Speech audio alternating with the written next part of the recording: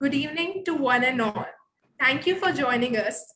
I, Kuhika Dhingra, welcome all of you to the first ever mega webinar, Demystifying Technology in Classrooms, Let's Talk Coding, brought to you by Edudevs, School of Inspired Teaching and Learning, and powered by Amrita Vishwa Vidyapeetham University. As some of you might be wondering, what exactly is coding? To put it simply, coding is the process of writing out steps that a computer could follow to achieve a desired outcome.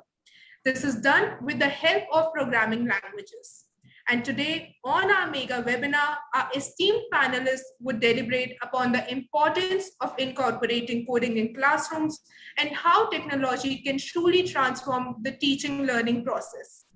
With great pleasure and in no particular order, I introduce you to our first panelist of the mega webinar, Dr. Hina Raj, a passionate educator and an experienced administrator, being appointed as the youngest principal in one of the largest networks of schools in India 15 years ago. Her unique leadership style continues to bring transformational reforms in the schools she administers. Recipient of UNO Rajiv Gandhi Indian Achiever 50 Under 50 2020 Awards, Dr. Hina is dedicated towards the holistic development and fruitful advancement of educators. We are honored to have you on our panel, ma'am. I welcome to the panel Mr. Kunal Ozadi, Deputy General Manager, Product Marketing at Cambridge University. A dynamic marketing professional, his accomplishments continue to inspire us all. With more than 5 years of experience in category management, his ingenious leadership and determination is extraordinary. We look forward to hearing your insights today, sir. Our next panelist, Ms. Poonam Kochetti, Principal, State at Anandram Jaipuria School, Lucknow, is highly renowned and thoroughly admired for her pleasing personality and cheerful disposition. With over 40 years of teaching experience, she has served as a founder principal in many prestigious schools. She is a teacher trainer throughout, as well as a CBSE certified trainer. Ms. Kochetti's charismatic personality and unparalleled leadership has defined new benchmarks for the school. We thank you for being on our panel today, ma'am.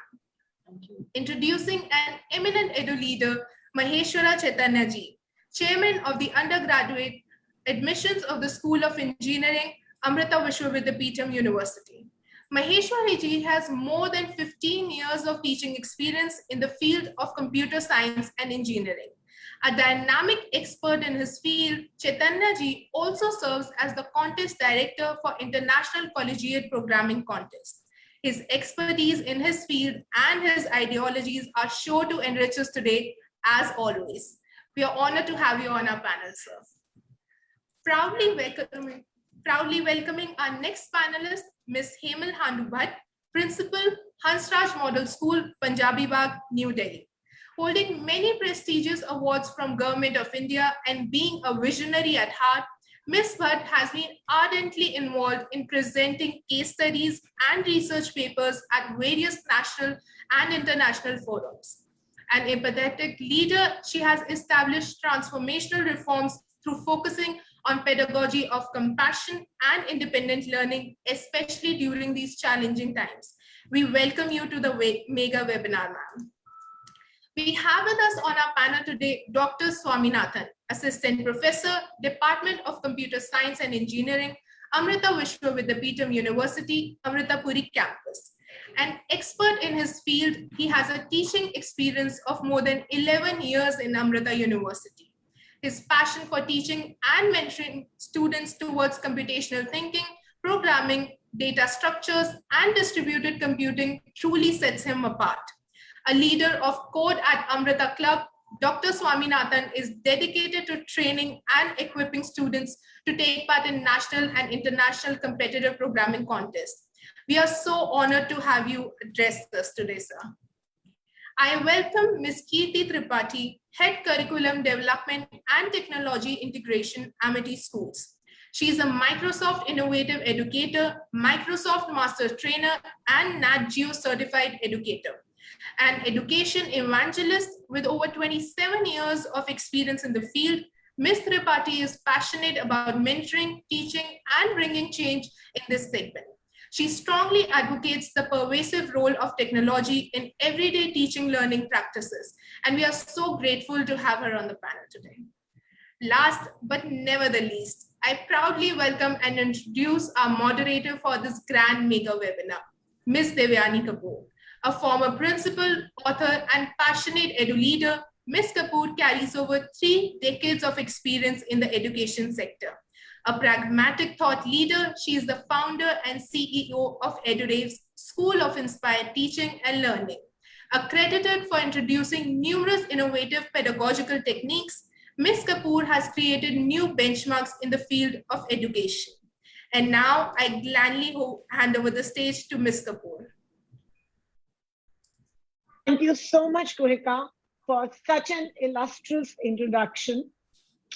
I warmly welcome each of our esteemed panelists on this webinar on Demystifying Technology in Classroom, Episode 1, Let's Talk Coding, produced by Edudevs, School of Inspired Teaching and Learning, and powered by Amrita, Vishwa, Vidyapeetham. Last few days, during the course of preparing for this webinar, I researched and interacted with a lot of people regarding coding to simply understand what is coding, why teach coding, at what stage or age students can learn coding, what are the best resources for teaching, and are our educators equipped with facilitating coding as a subject in the class. And what I understood throughout was coding is umbilically linked to creation. In order for young children to master new knowledge, they need hands-on experiences to construct learning. Coding is the basic language of the digital age. It is the language which computers understand. It teaches students how to be digital creators, to create their own websites, apps, programs, etc. It allows students to wield a lot of power over the internet and multimedia, share their ideas, talents, be creative in the world. And the thrill that children experience when they realize that coding is the language of gaming systems, tablets, cars, cell phones is unbelievable. We do realize that most people won't grow up to become professional computer scientists or programmers, but those skills of thinking creatively, reasoning systematically, working in collaboration, are they not the 21st century skills that people can use no matter what they are doing in life? So welcome again. As always, this session will have 3 rounds. The first would be an ice-breaking round where each panelist reflects on a single aspect.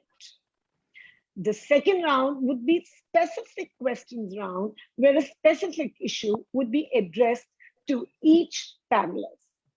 And last but not the least, our most favorite round, which is the Q&A round where we address the queries of our audience. Not wasting too much time, let's hear it out from our experts today.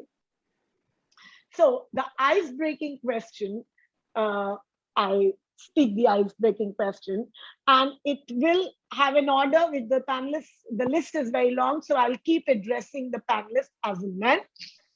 Hybrid learning and technology integration has become the buzzword for the 21st century student and has become a necessity everyday life. It is something that we cannot imagine a day without.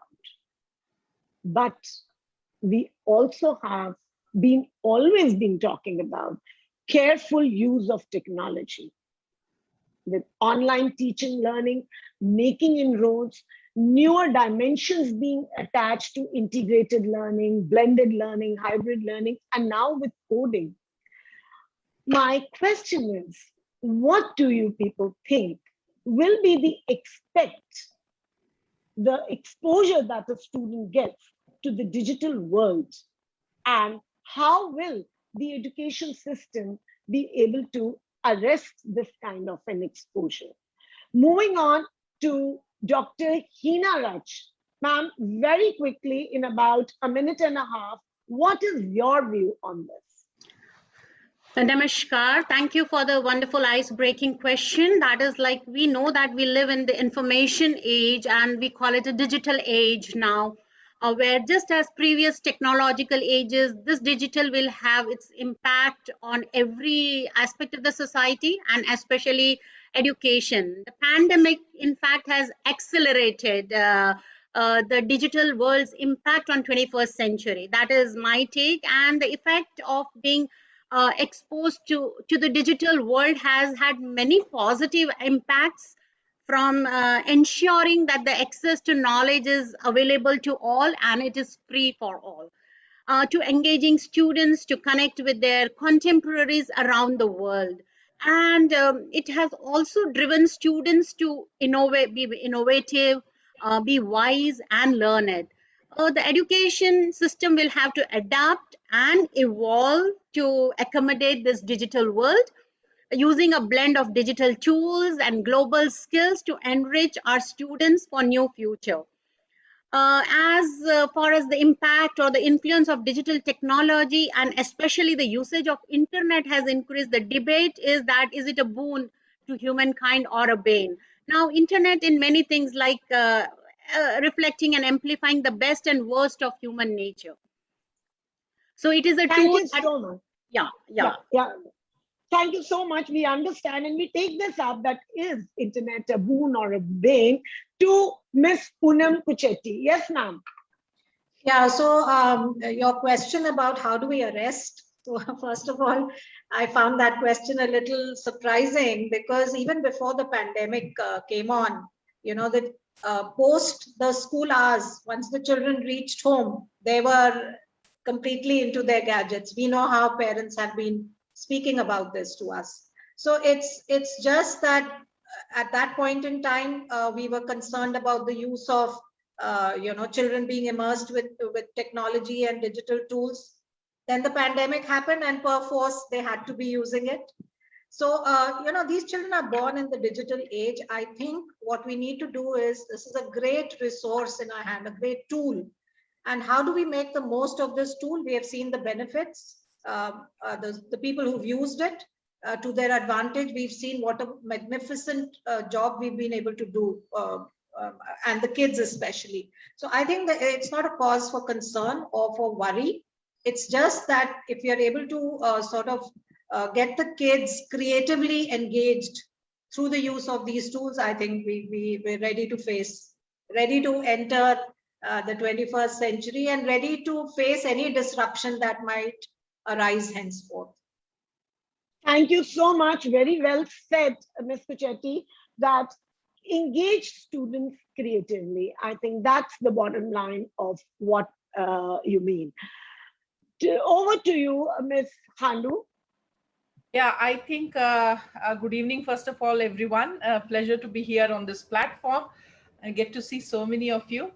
And I'm totally with Poonam on that question. It's kind of bugging me. Why do we need to arrest it? First of all, I mean, we got into the whole thing with technology, and we should be grateful for what we have.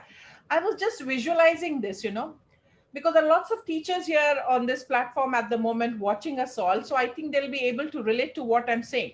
So these were children, as it is, they were digital natives. And as Poonam very rightly said, they had enough time at home and they were onto technology and digital gadgets and using it more than we were. The only thing is, in these challenging times, we are now ahead of them in the race. But I don't believe we need to arrest it. See, it's just like another new, shall I say, appliance in the kitchen that we acquired during these pandemic times. And once I have this appliance in my kitchen and it's been helping me, and it is making things easier. It is helping me blend things. It is helping me do lots of lovely things. Why would I let it go? I would keep the appliance in the kitchen. I would, rasoi mein, I would definitely continue to do it.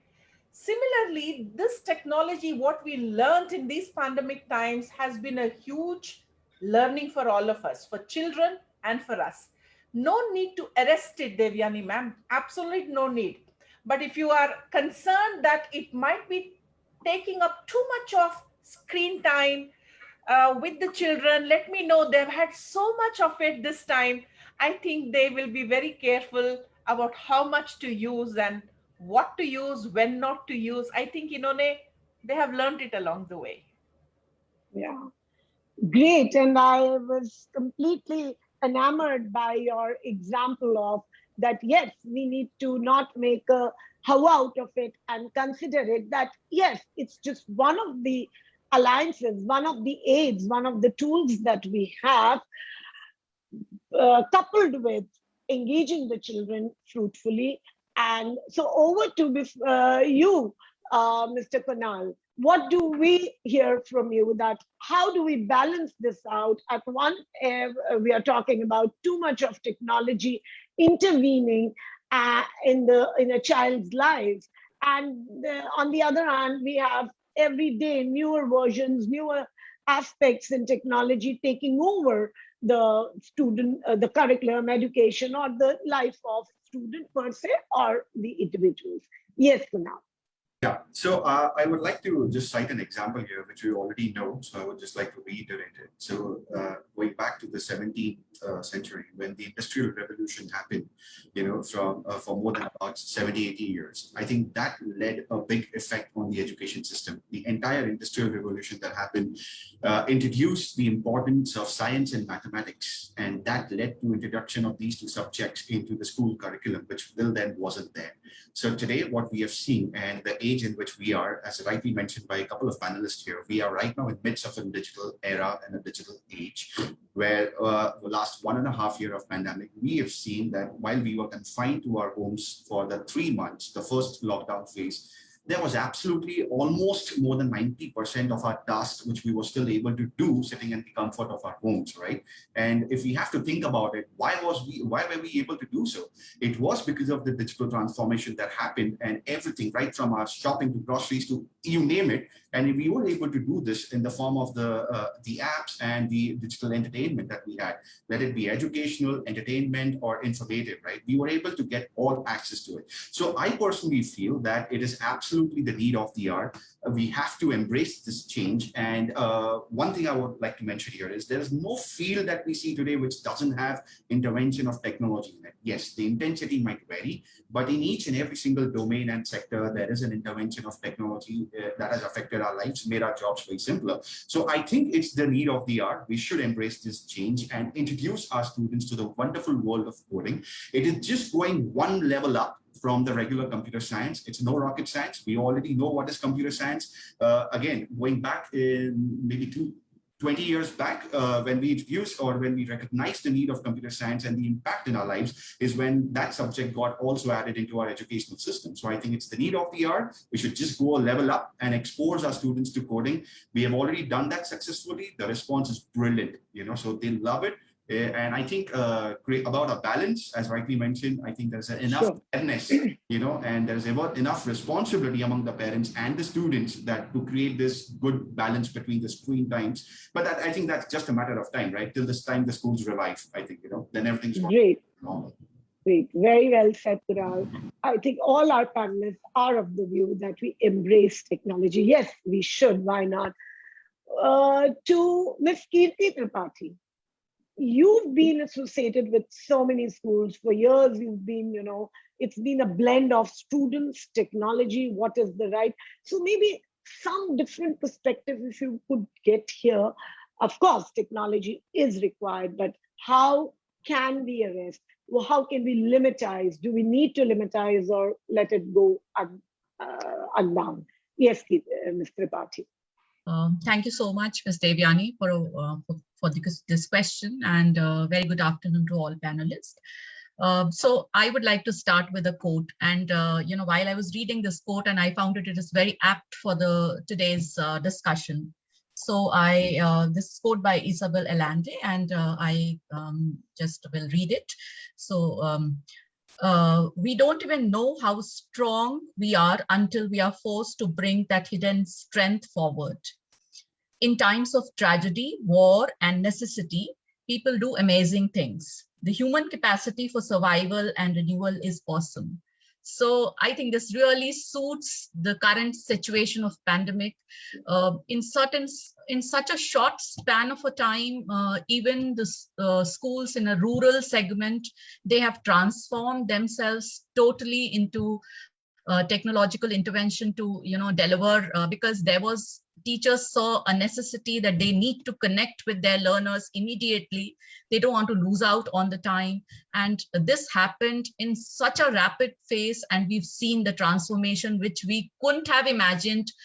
In fact, in a decade, that kind of a transformation couldn't have happened, but this happened in such a short span of a time.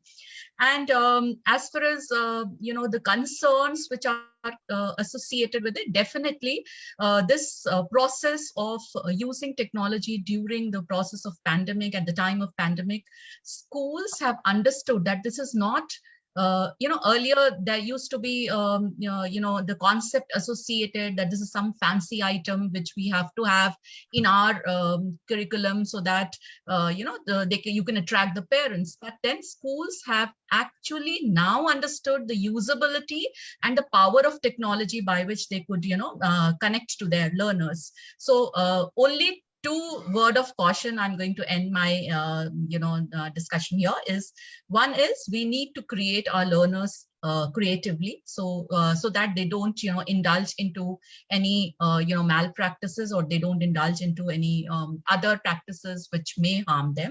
Secondly, teach them to be cyber smart. So that's pretty important. If we teach them at right age how to be cyber friendly, how to deal with these social media or other platforms. So I think with these two core skills, word is theirs. We don't have to really worry about it. Thank you so much. Thank you so much, Kirti, for a wonderful insight. Over to Chaitanya ji. Now, what could that right age be and how much? So, ma'am, good evening to all panelists and people who are listening here. I will agree with all the panelists here because of the reason that almost all the future careers are one way or the other linked with technology. We see that there are a lot of fake news coming up. We see that there are a lot of technologies being integrated with even commerce or arts, or even MBBS students are expected to learn engineering or part of engineering because robots are about to do the surgery in future. So as rightly pointed by I think Ms. Poonam, what we have to do is we have to find out the way in which we can engage the students. We have to find out the way in which we can educate the students from a computational perspective. So that is very, very crucial in the years to come, because of the reason that all the career, irrespective of the domain, it is going to be linked with one or the other technology, including the commerce or art students. So that's all, ma'am. Great, thank you so much, sir. Very brief and very well said that we need to, educate students from the computational point of view. And yes, Dr. Swaminathan, I think you'll have to sum up and give us a bit of your perspective on this.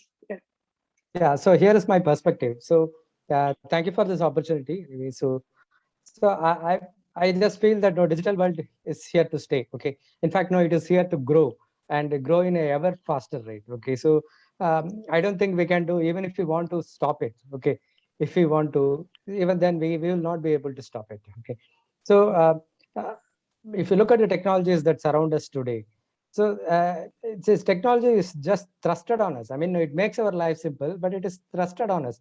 It's not like we had really the need, and then technology grew up to satisfy that need. So these technologies, like there are a lot of innovators, and because of the computer science field, it actually throws in a lot of innovators into the forum. So basically, they keep on innovating newer and newer things, and then we sort of get mesmerized and enjoy that. Okay, so there is a lot of positive thing about the technology, right from building it and then experiencing it.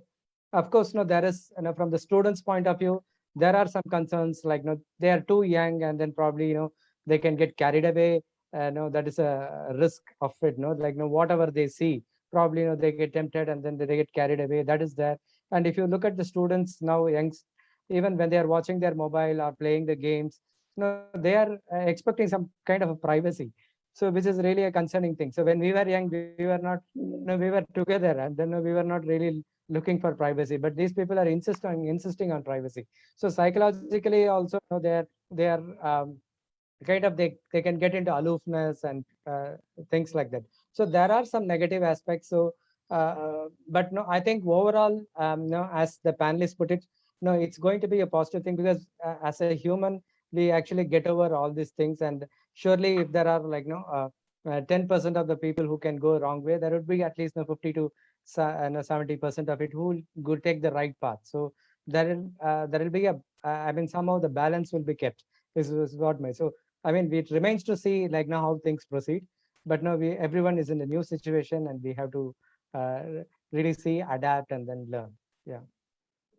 Thank you. Thank you so much. And summing up this segment, we come to conclusion that yes, technology is there to stay. We cannot arrest it, but it is important to educate our children with the art of discernment and the ability to sift knowledge. And these are the values, these are the skills that constantly, as educators, as heads, we need to keep honing and nurturing in our students. Thank you so much for a lovely ice-breaking session. My next question is, this question is addressed to Mr. Tripathi, Mr. Kunal, Chaitanyaji, and Dr. Raj.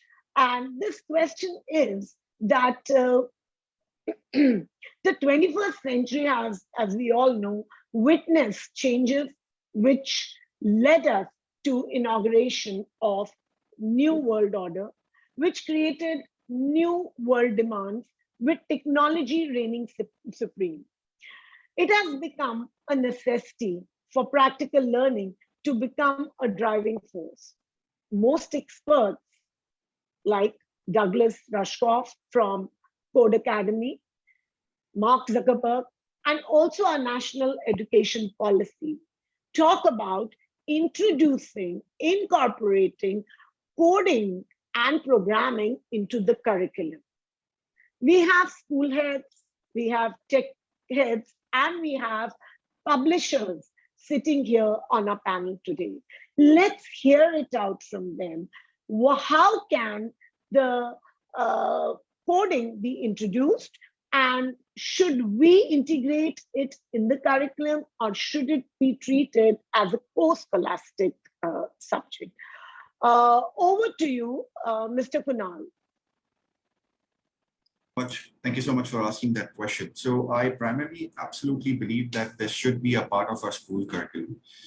It is very easy today with the kind of resources we have and the solutions that are there available today. It's very easy for us to bring this to schools. It is absolutely not required for our teachers to be having a prior experience in this domain of coding, because the solutions are so advanced and user friendly that they can just pick it up, and the way it's developed is absolutely user-friendly. So there's no prior expertise required.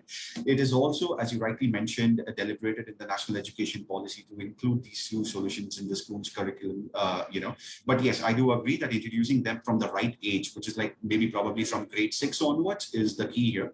The lower grade students, maybe 1 to 5, we can let them focus more on the other core subjects, and maybe 6 onwards, where the students are also mature enough and grown up enough for them to introduce these subjects to them. It's very easy for them to pick it up and understand and leverage from there. So yes, it can be absolutely introduced in the form of a subject. It is very easy to do it. One subject a week is what we can look at it.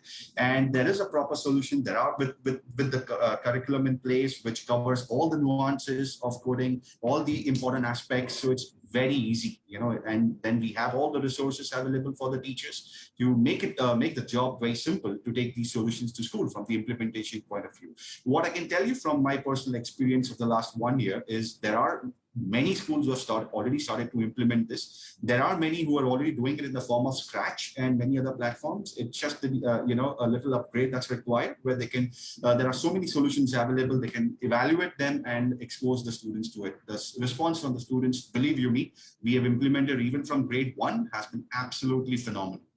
You will be surprised to look at the response that the students, and the kind of engagement that they have. And plus all of these platforms, let me tell you, they also, kind of give they make two aspects to the students, or introduce two aspects to the students. One is learning and second is creation. So in all, we are looking at, creating and making them holistic development, and the benefits of learning and getting exposed to coding trickle down to the STEM subjects, to computational thinking, to logical reasoning, critical thinking, and much more, so it's absolutely beautiful. And I feel, yes, it has to be implemented in the right way in the form of a subject in the regular weekly calendar. And that's the way to do it. Okay, thank you so much. So Mr. Kunal tells us that, yes, it should be integrated as a regular subject. Moving on to Ms. Kirti, I want to know that would it then be under the computer, like if when you start talking about in the middle program school, middle program in schools, so would it be treated under the computer science subjects, or they'll be separate, or will be increasing the periods? That might lead to an extra burden. So if you could tell our viewers exactly how coding would fit in the school calendar or the curriculum in the day's timetable. Yes. Thank you so much. It's such a wonderful question. I would really like to answer it. If you observe yourself and see around yourself, what you see, IT is not actually being practiced standalone. It is always integrated with something. Like if I say there is an app which is helping me find out the beds during the pandemic time, so that was it is letting me there is some kind of a correlation there. If I am doing some mathematical problem and I'm using IT to solve that, there is a correlation with mathematics. If I'm doing some kind of a robotics or some kind of a model making in science and I have identified some problem, so I'm going to integrate it with the sciences. So there is no standalone existence of a IT. It is always integrated with some kind of a domain knowledge. And I think if I see today, world is changing so fast. Even things like social sciences, and I see there are a lot of intervention of IT in social sciences as well. And time to come, I see in the Western universities there are already introduction of social data sciences as a courses in graduation and master's level. And time to come when such interventions are going to be so integrated, deep rooted, so that a kind of you can say a multi-dimensional knowledge set is being offered to a child. So basically, these skills, which when I say IT per se, a skill, whether it is a coding or let us put it as a computational thinking in a broader umbrella term. So it is so deep rooted, connected with various other domains. So I don't think we need to have some kind of separate system in place, rather an integrated mechanism, because NEP also focuses on multidiscipline approach towards learning. So I think that will be really going to be taken care of if we integrate it with sciences or mathematics. So there are apps like GeoGebra. If I teach any child mathematics or through visuals, or I make them do those visuals, they are certainly going to be enjoying it. And definitely the concept clarity is tremendous. there are softwares like, as Mr. Kunal has also suggested, softwares like Scratch and Alice. They allow the children to identify the problem and create their own solutions in a very, very innovative manner. If you look into Logo as which is normally being used at very, very at elementary levels like grade 3, 4, 5, there also a lot of mathematical concepts are integrated. So I think by doing such kind of integration, and definitely educators need to sit together and maybe create some kind of a system of this kind of integration, and then definitely it is going to be very fruitful for the children, because then they get a lot of experience in terms of creating something and seeing that itself brings joy in themselves. Thank you so much. So you mean to say it will be some portion of it would be integrated with the computer science, some portion with the sciences, and it has to have a very integrated. So according to me, it should be, along with various subject areas. And there could be, because see, as far as operation, as Mr. Kunal has suggested, most of these apps, if I look into Scratch or Logo, they are very primitive in their approaches. And today's children are so technology comes very intuitively to them, very naturally to them. You don't have to really teach them like anything, that this is how you need to do. So just if you integrate and give them more projects which are aligned to their own specific domain areas, they will enjoy it. So it will create some kind of a synergy between the subjects which are already being done in the core curriculum, and along with that, they will definitely learn technological skills as well. So more integrated approach I will put across here. Thank you so much. And for such an insightful, giving us an understanding. And I'm sure so many educators and heads of schools are watching this, and they will understand how to incorporate coding in their curriculum. Moving on to Chaitanya ji, if you could, because there are lots of viewers who would want to understand the difference, of course, one, to be integrated, then second, we are talking about computer science, we are talking about computational thinking, and we are talking about coding, and then we are also talking about integrating of coding. So if you could just in a very simple way let us know, one, and two, that specifically how will be it affecting and how it can be treated when it comes to the senior students, and how would it impact their career paths, which we of course will be taking in the next segment. But this, yes, Chaitanya ji. So I'll put it in a different way. For example, all the panelists agree that we have to introduce this as part of the curriculum at the school level itself. See, when we talk about the school level, there are a few things which I would suggest. So myself and Swaminathan, we have been teaching maybe for the 10 or more than 10, 12 years time. So we know the students who come from the schools, who join the university for engineering or any program, most of them lack the problem solving skills. So that is one of the critical things which is required at this point of time. So when the World Economic Forum says that as we move on to 5G, or as we move on to Internet of Things, where you can just control everything at the fingertips with your mobile device, and how the students will take it forward. For example, rightly pointed by other panelists, 2 years back, we were stopping the kids to use these laptops and gadgets, but now we are asking them to use, right? So it has changed. So which means that we have to train their minds, we have to program their minds in such a way that they think from the computational perspective, they think from the problem solving point of view, and they start thinking critically on how they can use technology for the benefit of the society or to solve a problem. So for that, we have to rightly start from the school itself. So my suggestion is, irrespective of whether it is introduced as part of the curriculum or not, the schools can take the initiatives to train the children, because we have done a lot of training programs. I'm sure that Swaminathan has also done so many training programs, reaching out to the schools, training the students, teaching them simple snippets of coding, not big things, and tell them that this is how a program works. And the kids are much more smarter than us, especially at this point of time, and they know much more than us about Swiggy or Uber Eats or lot of food apps, and they are smart enough to find out the reviews of each and every dish based on location, or they can easily order for a taxi in Uber. So that is how their minds work. So which means that they are inclined towards the technology like AI or machine learning or pattern matching and things like that.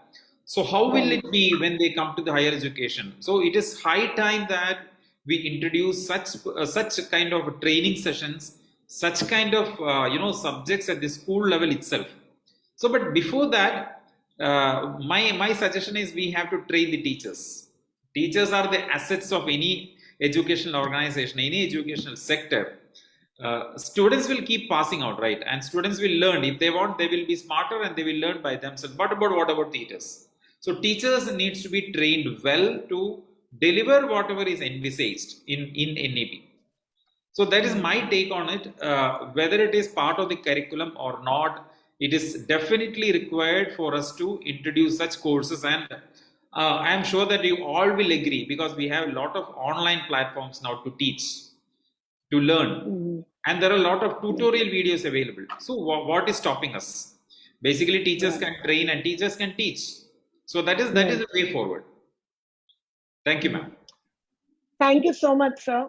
You've given us a great insight that this is the need of the hour. So curriculum or no curriculum, the problem solving skills have to be introduced to the students. I want to know from Dr. Raj, what's like happening in your school? Like we are discussing these things here. So what is happening? Like coding is integrated. How are you dealing with the whole thing?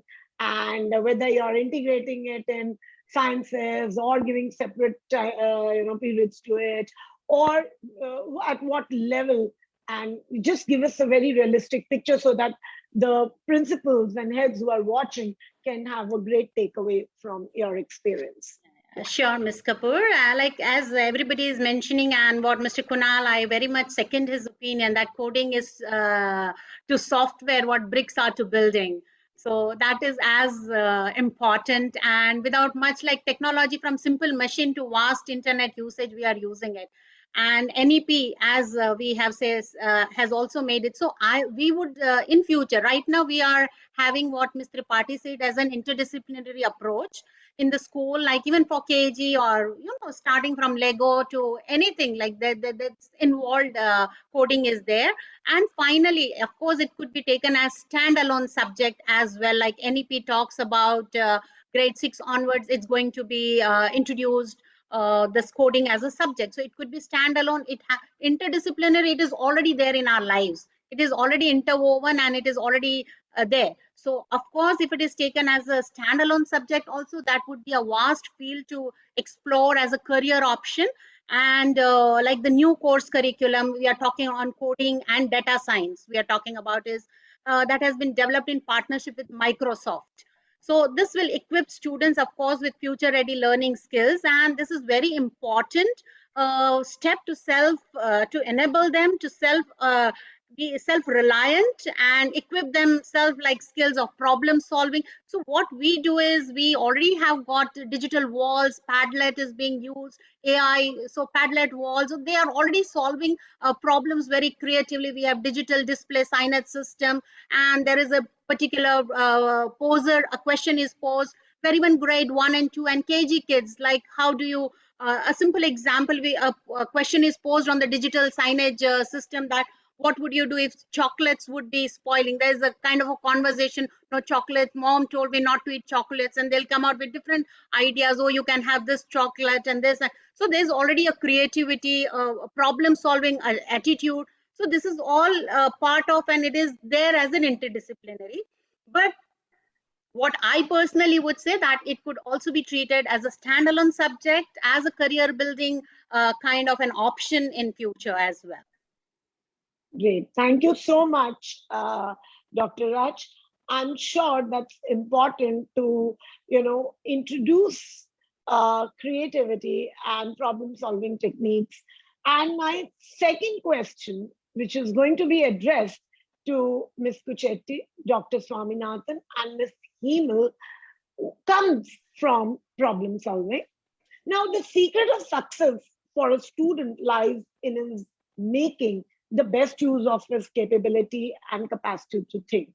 Previously, students were guided by instructors and they followed their thought process to the dot. So today, problem solving has become the key word, where students are expected to think out of the box and come up with solutions.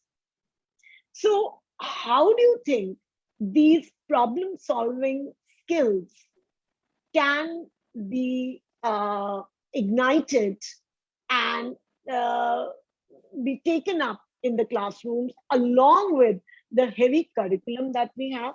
But before that, very quickly, I would also want to ask you, Ms. Poonam, that how are you dealing with integrating, because there'll be so many heads of institutions who want to know that how you're dealing to adjust coding within, because I've been getting so many queries, adjusting it in your curriculum. And same I would like Ms. Handu to talk about. Yes. All right. Yeah, thank you, Devyani. So I'll address the latter part first. You talked about how we are integrating. So coding we are doing right from grade 1 in my school. Okay. And I'm very fortunate to have a set of, very enthusiastic teachers, my IT team and even the others. So the thing is, the IT team is forever thinking ahead, and I think as teachers, you need to, the teacher is just the trigger. These children, you just give them a simple idea, you start something, teaching something new, you introduce a new tool, and then they take off. Then they come back with videos and whatever not they've made. I mean, it's amazing. I mean, my teachers come back and tell me that, they take us by surprise because they do things even we can't comprehend, that's how quick they are and how, as somebody said, intuitive they are in the use of technologies. And definitely we integrated, the multidisciplinary approach is definitely there. So the integration with all the subjects is there. And another thing we do is we do a lot of peer observation. For instance, a science teacher will enter a history teacher's class or a computer teacher's class and observe the teacher teaching. So when during the course of observation, you're picking up so many strategies which you can. So you're sharing best practices with each other. And I think on this online mode, it's just worked wonderfully. The teachers are just moving around the levels. Pre-primary teachers can walk into a primary class. The primary are walking into the middle school, and senior school teachers are coming into the primary. So this exchange and the kind of learning that is happening through this cross-cultural kind of exposure is just remarkable. And then we share a lot of the work which the children are doing. What the teachers are doing, they share, and what the children are doing, we share across the school. So all this has, led to a culture of constantly wanting to, of how children can be engaged and what can be done. So I think this is working well. As far as your question about problem solving goes, how do you get children to problem? So first of all, this thinking out of the box approach or the creative approach has to begin from the teacher. So if you're going to have teachers who want to opt for the easy way, the traditional way where you just, serve everything on a platter to the child, you've just given them answers to everything, where what you still call the teacher-centric approach, it doesn't work. So you've got to I'm very particular in our school. We are really very particular that teachers are not going to explain anything. They're not going to give any answers to the kids. All they have to do is, keep the Socrative method where you keep questioning. So the child comes up with a question, you cross question. So and then the teacher knows what she wants the kids to learn. Now, how do you get the kids to arrive at that solution? What are the resources you use in the classroom? How do you trigger their thinking? How do you get them to, be creative in coming up with solutions? So there has to be a lot of exposure. There has to be a lot of planning on the part of the teacher before she walks into the class. So to truly make the class a student-centric class, it just doesn't happen. You have to, I think, like they say, when you want to chop a tree, a bulk of your time should be in sharpening the saw. Then you can do it quickly. So that's exactly what teachers need to. They have to sharpen their own skills. They have to, really plan the lessons much better and in ways that will get the children to, to come up with answers. And there's no fixed answer that we expect. So let them be creative. Let the children come up with. And problems, the real world problems also you were talking about. So I think it's important to discuss and to make children aware about what is happening in the world. So everything related to maybe the gender divide or racism or poverty or social and economic disparity, these are issues that we discuss across the classes. So our morning assembly is a mix of all of these things that we bring in. It's an audio visual thing.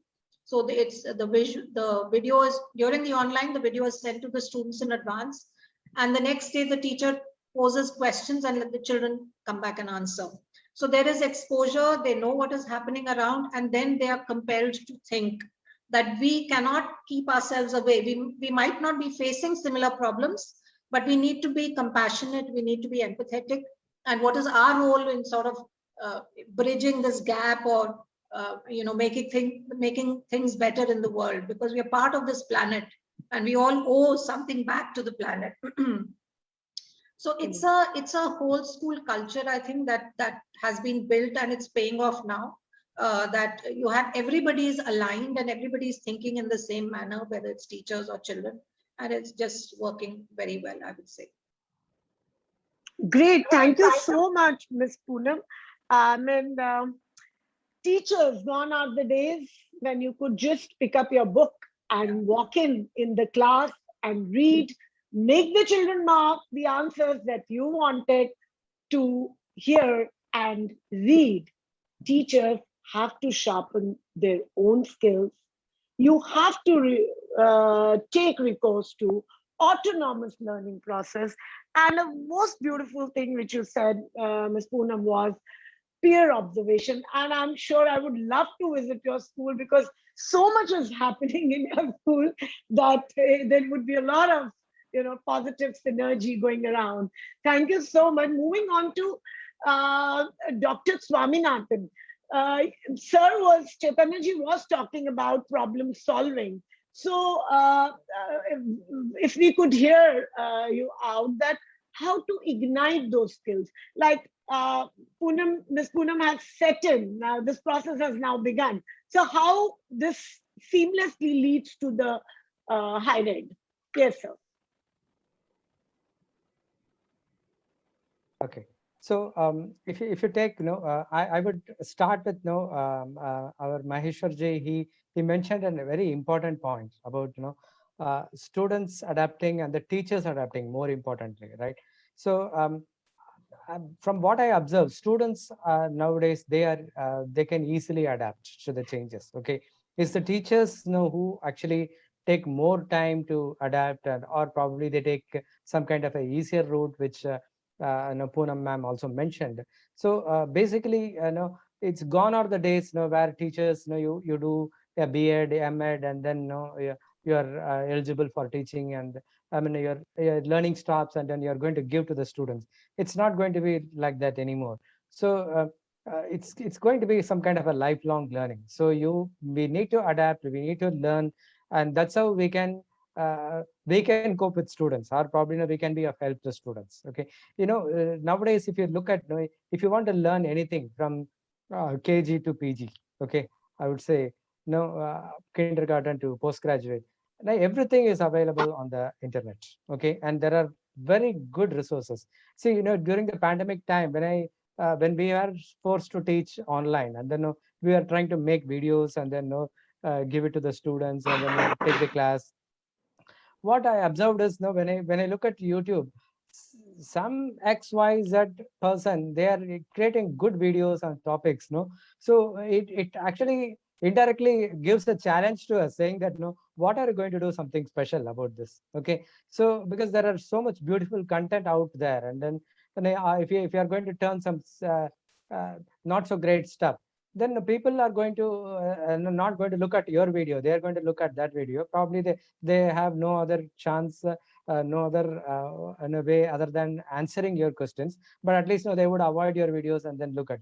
So there is a lot for teachers. And when it comes to the problem solving, problem solving with computers is slightly different from what we have seen in the school, or the way we are coached and all that. Okay, so if you look at even the people who are taking the IIT JEE, or various kinds of competitive exams, to crack into some university or engineering degree.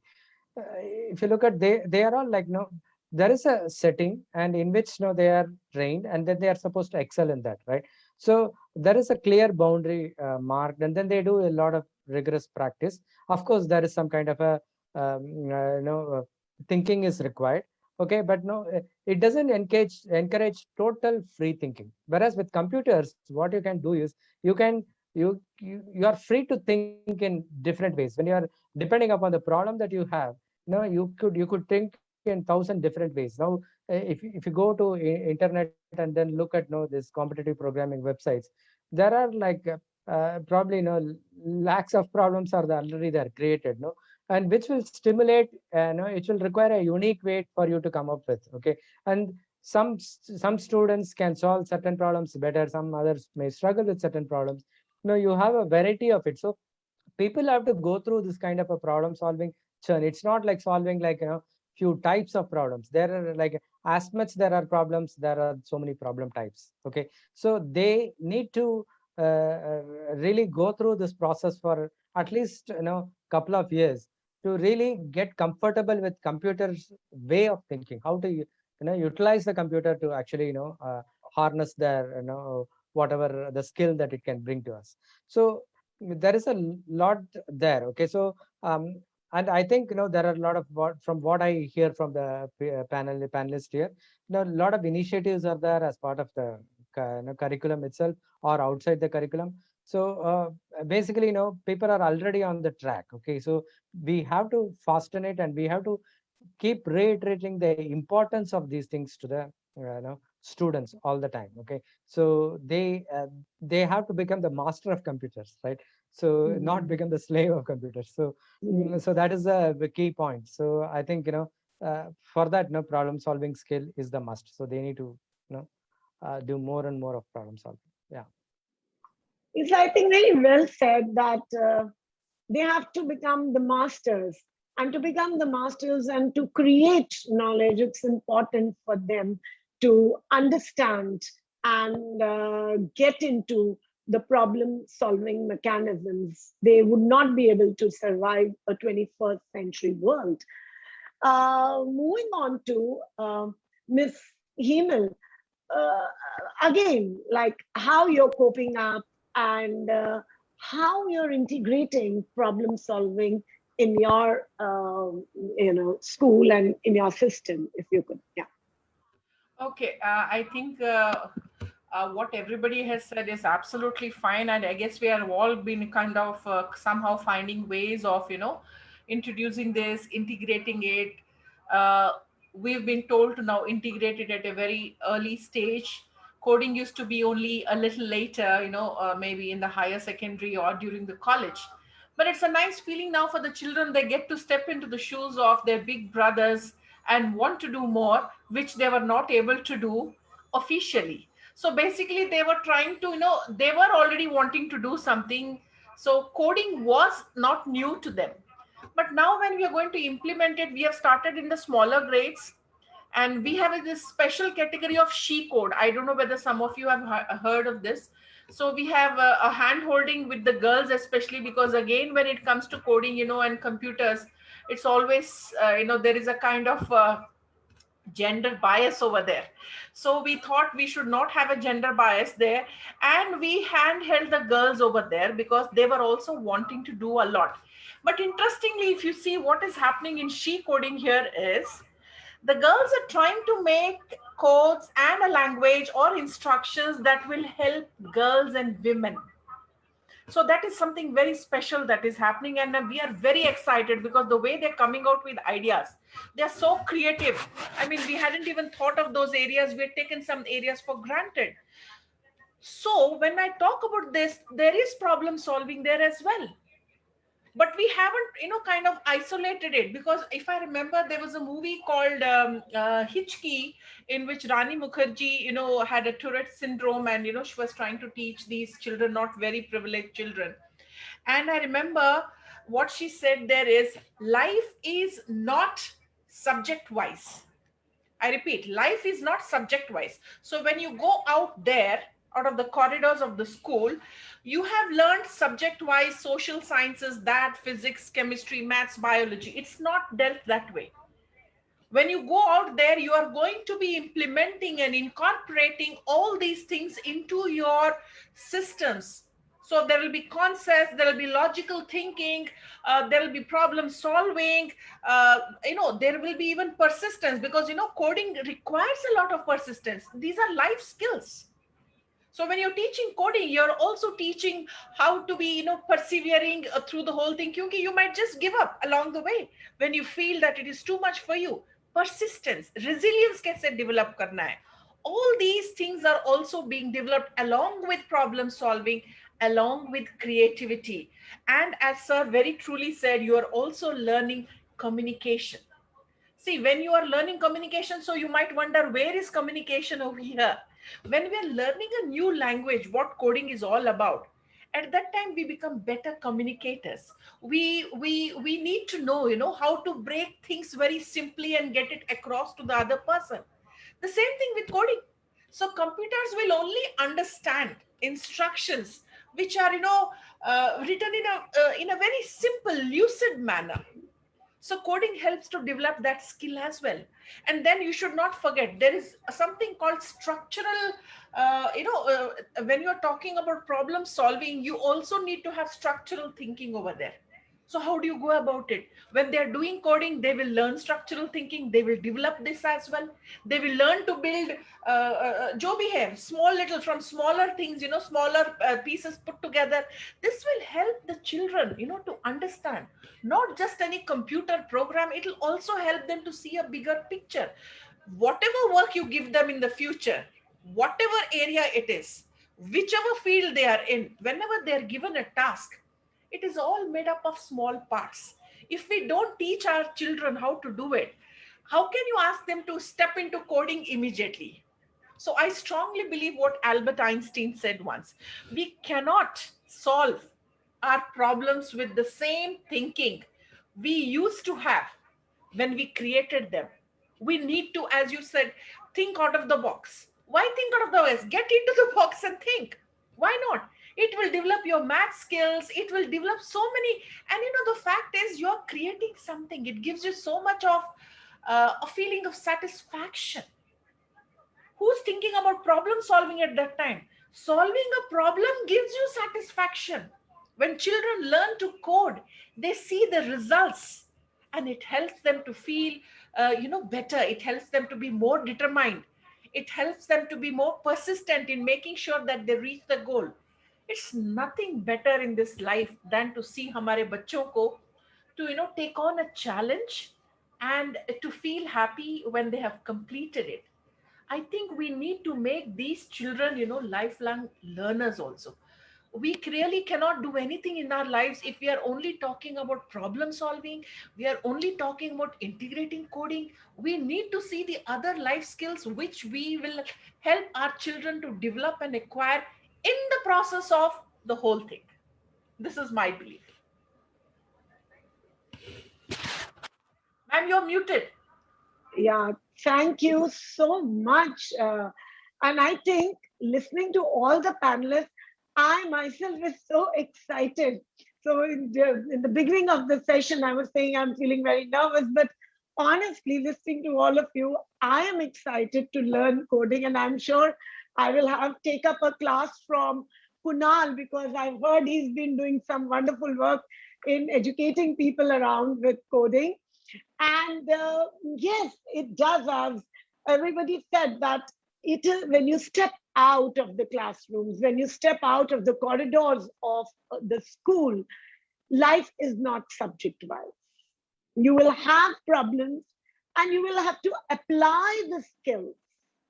And so why not parents, teachers, school heads, students, when coding gives you so much, it helps you hone your skills like problem solving, resilience, communication, structural thinking, then why not? I'm sure everybody would be very excited to pitch in coding any way they want to, whether within the curriculum, extracurricular, how, and that we leave to the schools. Moving on to the next. My next question is about, as we were talking about children, technology comes very intuitively to this generation. And so it's not so much a problem with the students that they would be facing when it comes to dealing with coding as a subject. It probably would be the educators, because things are changing. Education today is evolving from an information download to knowledge creation. And students, educators, both will be learning together. And I'm sure students, you will win this race as you are Gen Z. So how do you think our panelists, educators and students will align to these new rules? My first, I would approach the question first to Ms. Kirti Tripathi. Yes, Kirti. Yeah, thank you so much. So as everyone has already, thrown a light on various aspects of coding per se as to be introduced in the classes.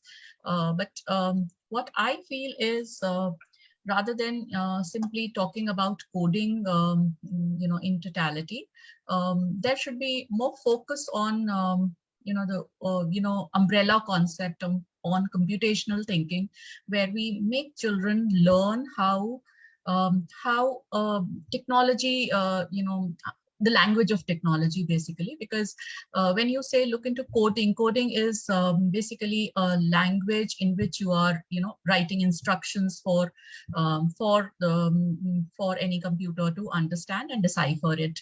So basically, when I look into coding per se, so there is a role of a language which comes in, and the languages are keep changing. Today there is, let's say, Python is in market. Tomorrow there is something else. Day after there might be something else. So rightly, I will put it across that we must give them the skill set to identify how problems can be seen, they can be deciphered, and they can be processed. So approaches like design thinking come here very well. They fit in here very well, where a student can see, first identify the problems around themselves, work together collaboratively to identify solutions, and those solutions can be technologically driven or any other way. So most of the time, since technology appears to be simpler for the children to produce outcome per se, so that becomes more, I think, more viable way of getting them into creating some kind of a solution which appeals to them, and they are happy about it, to see that solution taking shape. They're happy in terms of any app being designed, or in terms of any website being designed, or in terms of any software they have devised for any specific problem. So idea for me, what I feel is, I strongly feel that we need to inculcate skills like which are allowing the child to learn constantly.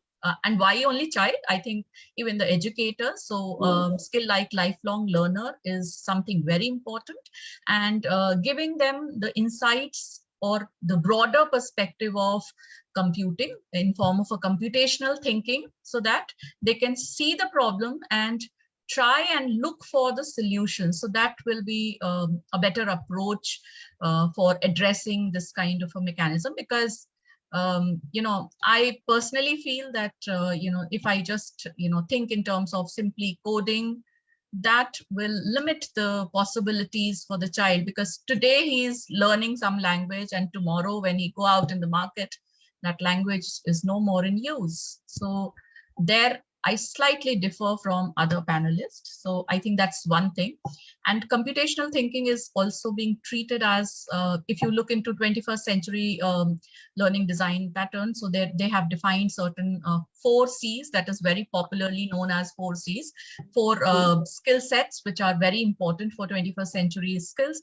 And they have added 5th C, and which is computational thinking. So I think that is a need of an hour. And if we, make our children look into a broader perspective to the approaches, how language of technology can be understood by them, that will certainly solve give them a better, learner, give them a better perspective to learn about these things. Thank you. Thank you so much.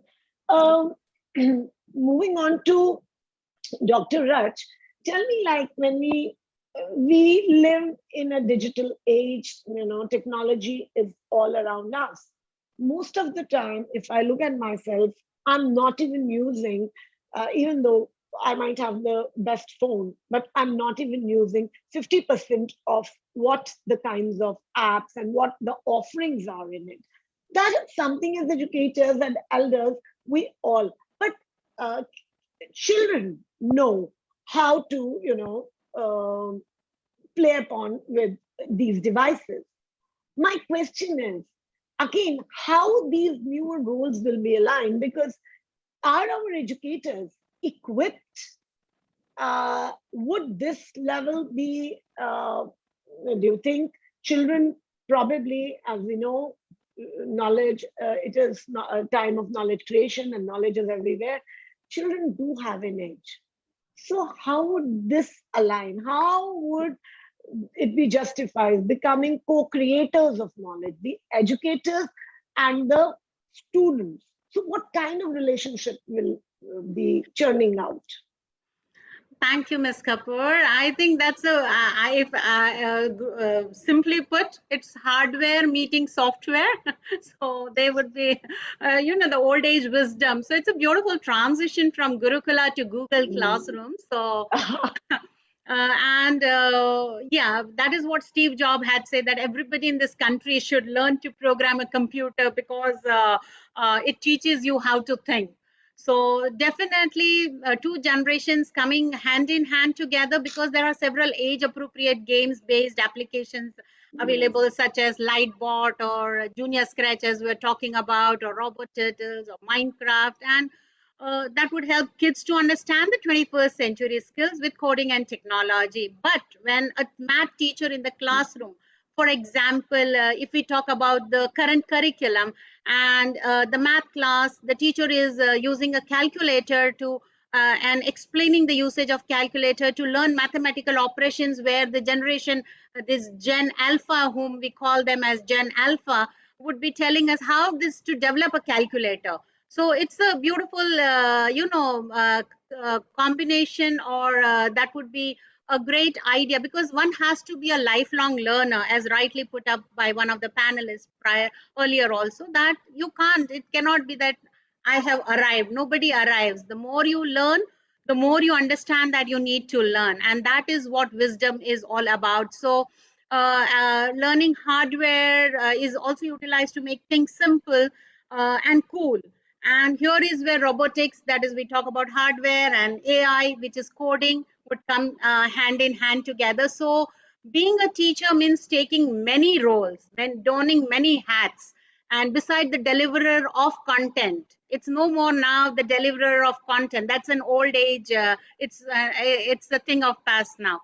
So, but one role that is equally important is teacher has to be a constant learner, and there should not be any intimidation by this Gen Alpha, that how can you can always learn hand in hand. And it could be, because we have Kaizen circles in the school, we have Kaizen club, in fact, we have quality circles where a problem is solved in again, a lot of brainstorming happens in those quality circles, and it is Gen Alpha as well as Gen X, Gen Y, all coming hand in hand and resolving and addressing certain issues. So it's beautiful to be as well as Gurukula as well as Google Classrooms, I would put it, and hardware Great. meeting software.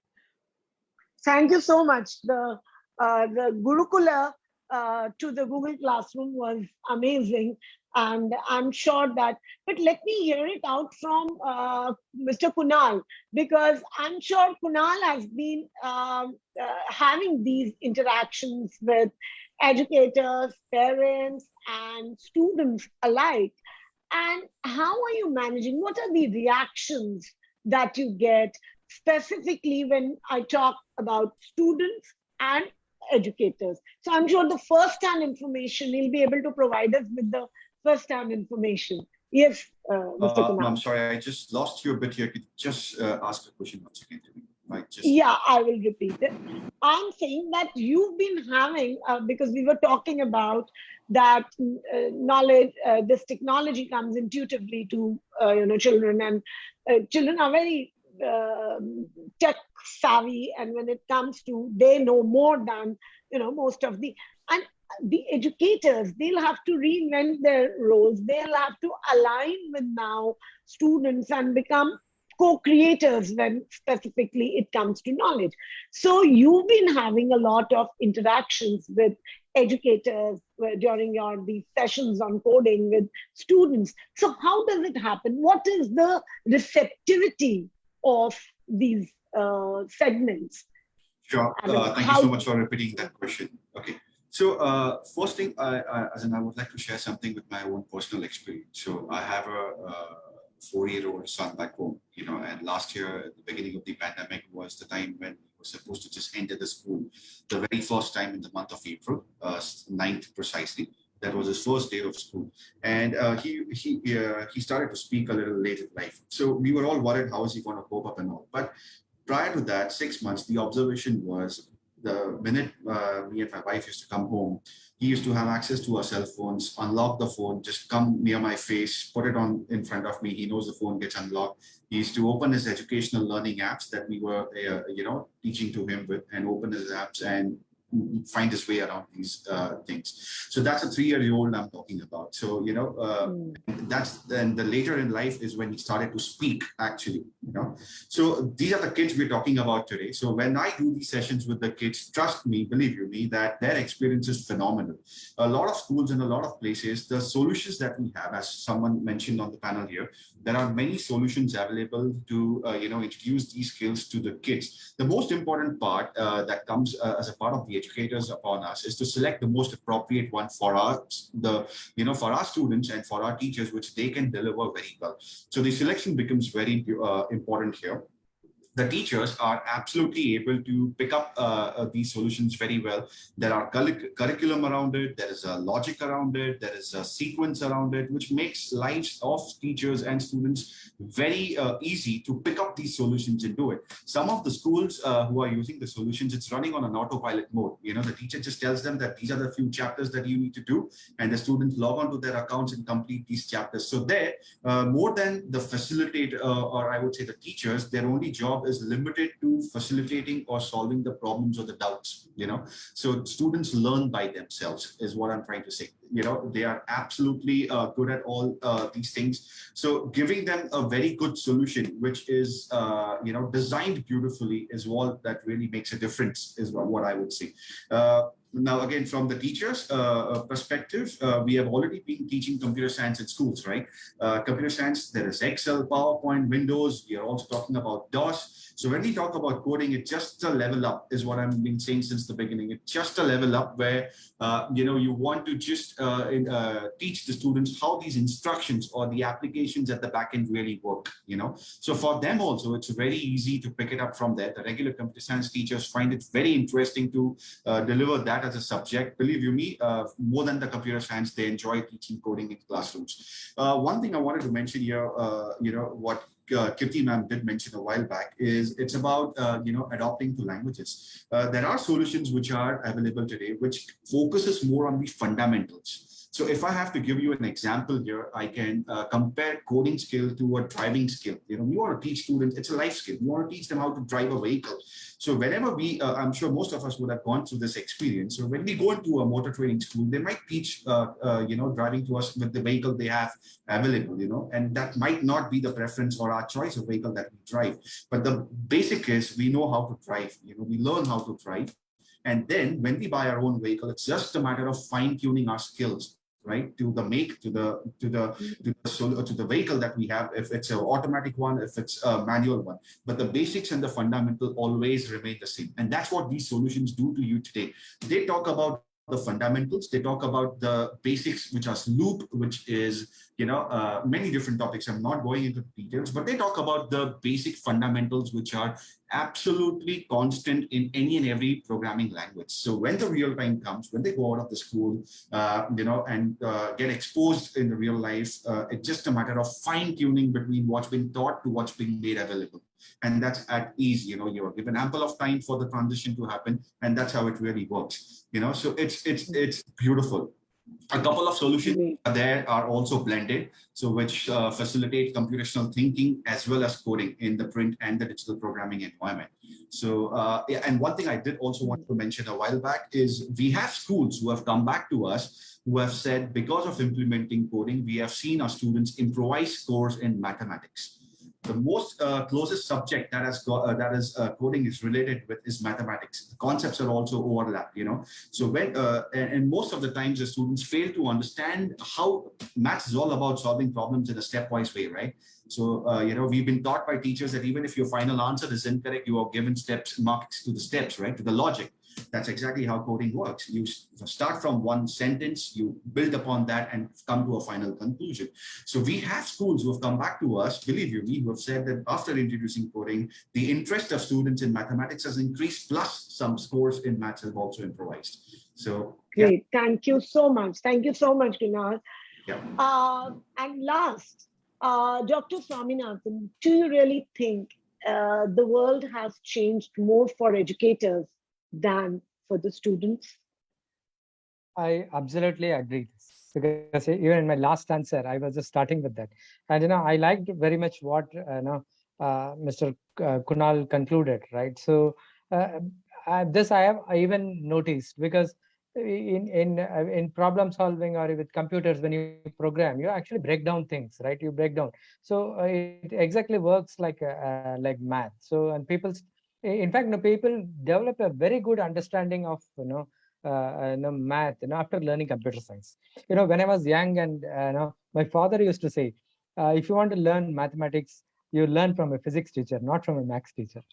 Okay, so so it's basically that they have applied it, right? So they have applied it, and then they know. So now I would say that for my daughter, I would say that it is like they learn from a computer science person, then from mathematics, because you tend to apply that, and then therefore you develop a very intuitive understanding. They understand things better. So perfectly, I agree.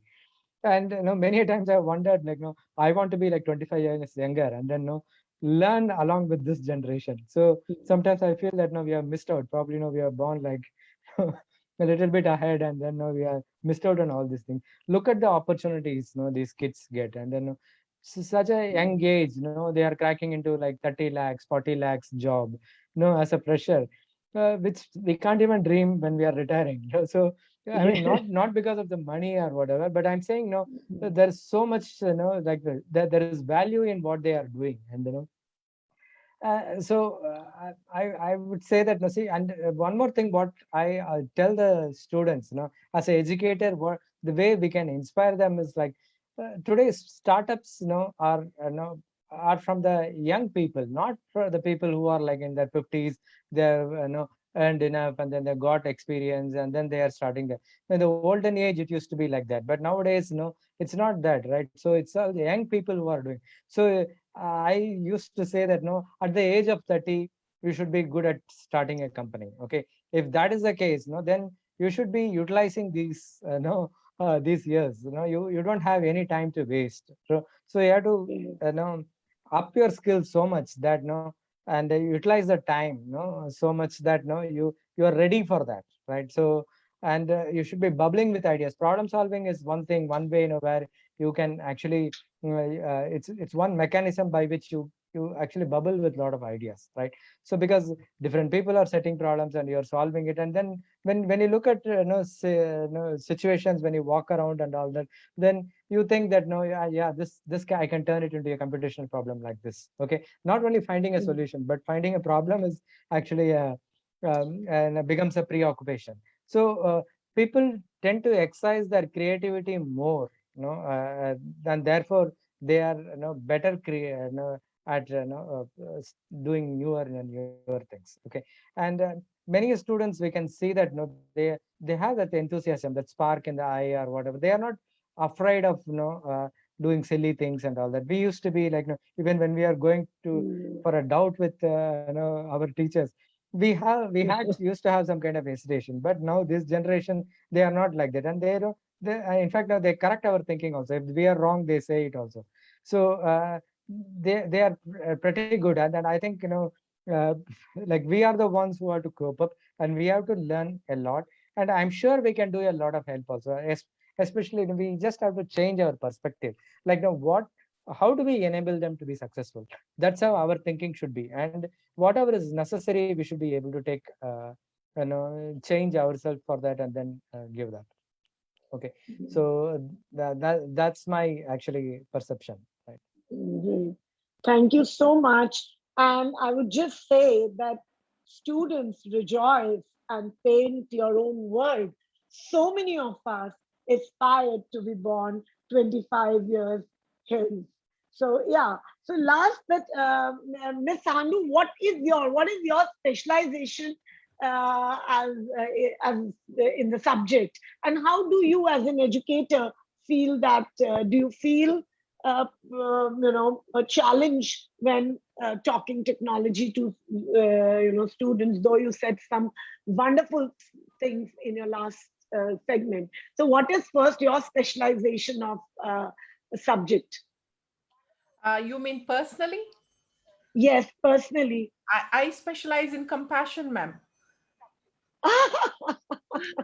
That's a very politically correct answer. I suddenly realized whatever I have been specializing, I don't think really holds any value at the moment. I think it's all about being compassionate. It's all about reaching out. Knowledge will keep happening, learning will keep happening, coding will happen.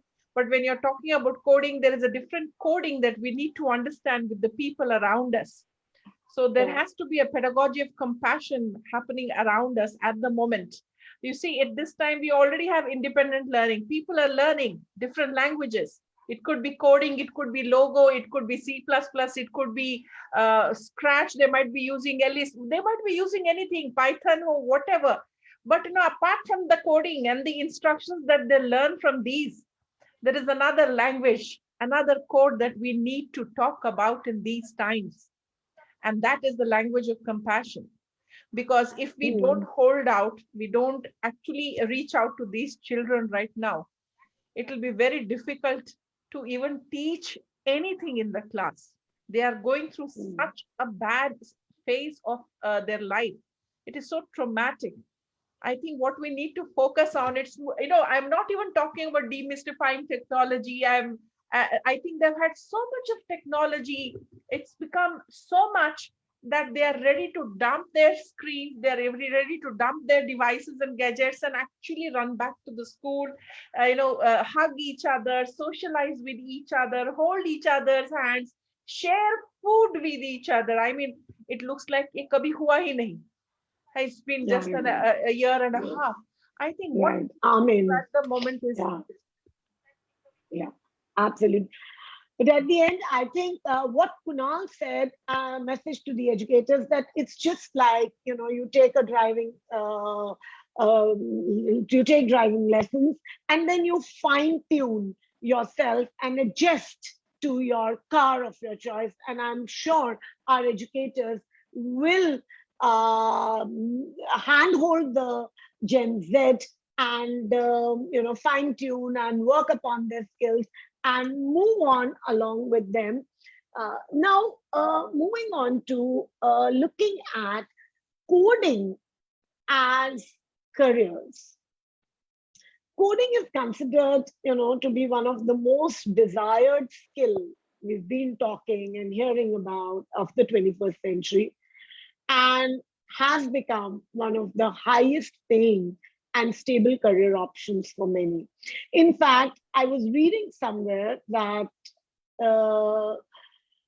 considering platforms like Instagram or Amazon, these platforms use algorithms which are coded formulae designed to get users to use the platform as much as possible.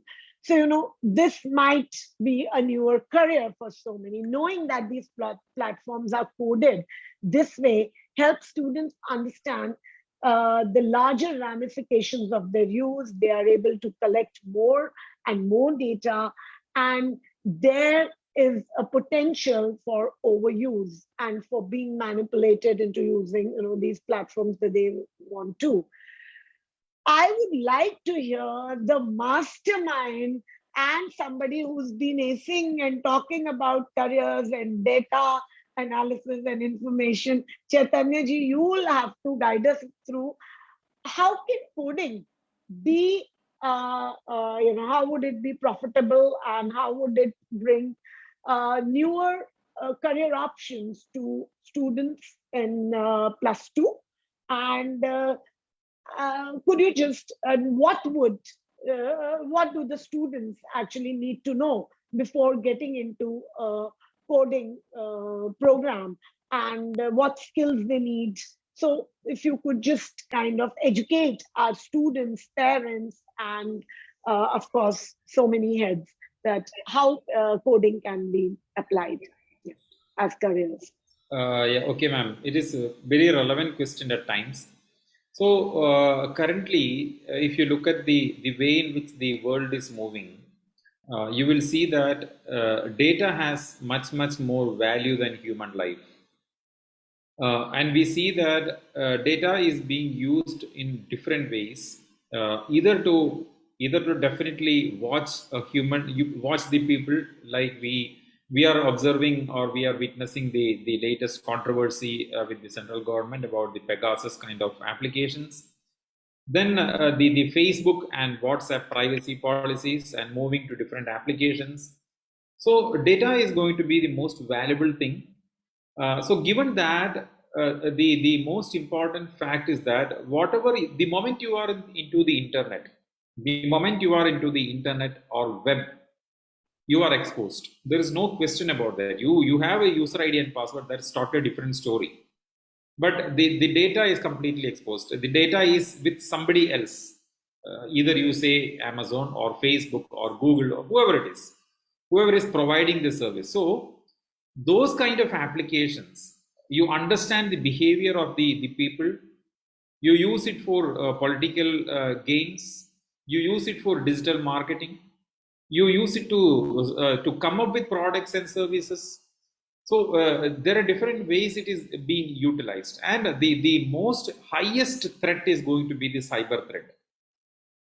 The more the digital services are on place, the more people start using the online payments or mobile payments without going to bank and things. So naturally there is a threat to the data. Naturally there is a threat to the hacking. We feel or we are confident that our money is lying with the bank, but it may be with somebody else. So that is the way in which the digital world is taking us to. And that said, so all those things, these things put together, the students are more fascinated. For example, now a lot of students are going behind these games. And I know recently what happened is in Kerala, there are a few students who committed suicide just because of the game. So how is it possible for the students, or how is it possible for the educators to make sure that this can be treated as a career also, or this can be we can make them think that technology is not just for misuse, but you can use it for technology also. So then we have to come up with so many type of projects, so many type of ideas, so many type of innovation, And I would suggest, the best way is to make them think computationally. Whatever they want to do, let us say they are going to a supermarket, or they are doing some online purchase. I am sure that the kids will be using their parents' credit cards and doing the online shopping. 100% sure. They'll be using their credit card to order the food in Swiggy or a Zomato type of app. So ask them to, or give them some kind of a task to identify something or to do some computation, so that let us make them work, let us make them think from that perspective. And from a career point of view, data science and data analytics is going to be the most demanding subjects in the future. And a lot of online platforms like Upgrad and Coursera, they have started offering these courses, irrespective of whether you are a commerce student. And we recently saw a flaw in the computer software for filing IT returns, right? And our finance minister Nirmala Sitharaman, she tweeted saying that, and quoting Nandan Nilekani, saying there is a flaw and the people are suffering. So he retweeted saying, he responded saying that we'll be fixing that bug. So imagine that magnitude of containing crores and crores of data records. And you imagine the Arogya Setu app, you imagine the CoWIN app, you imagine the way in which the vaccination itself is administered. So what do you need? You need data. Data is going to be more and more important. So let us make the students think that even if you are a commerce student, we see that the currency is changing from plastic to digital now. We are no more using ATM cards. We have Paytm or such kind of apps. So how is it that going to be affected for a commerce student, for a BCom student?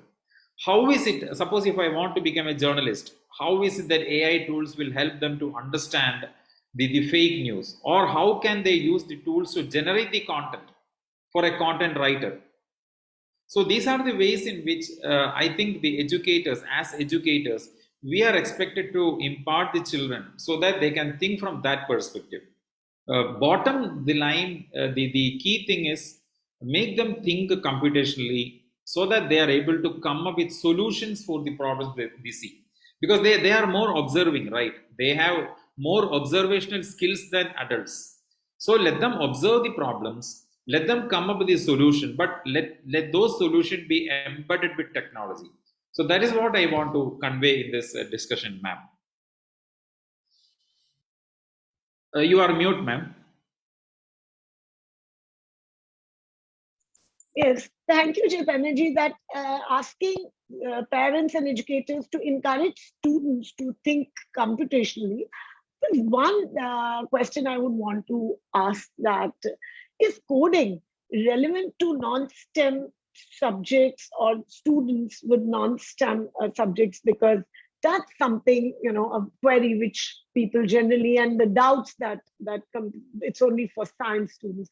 If you could also educate our viewers on this. Yes, definitely, ma'am. See, let me tell you one thing.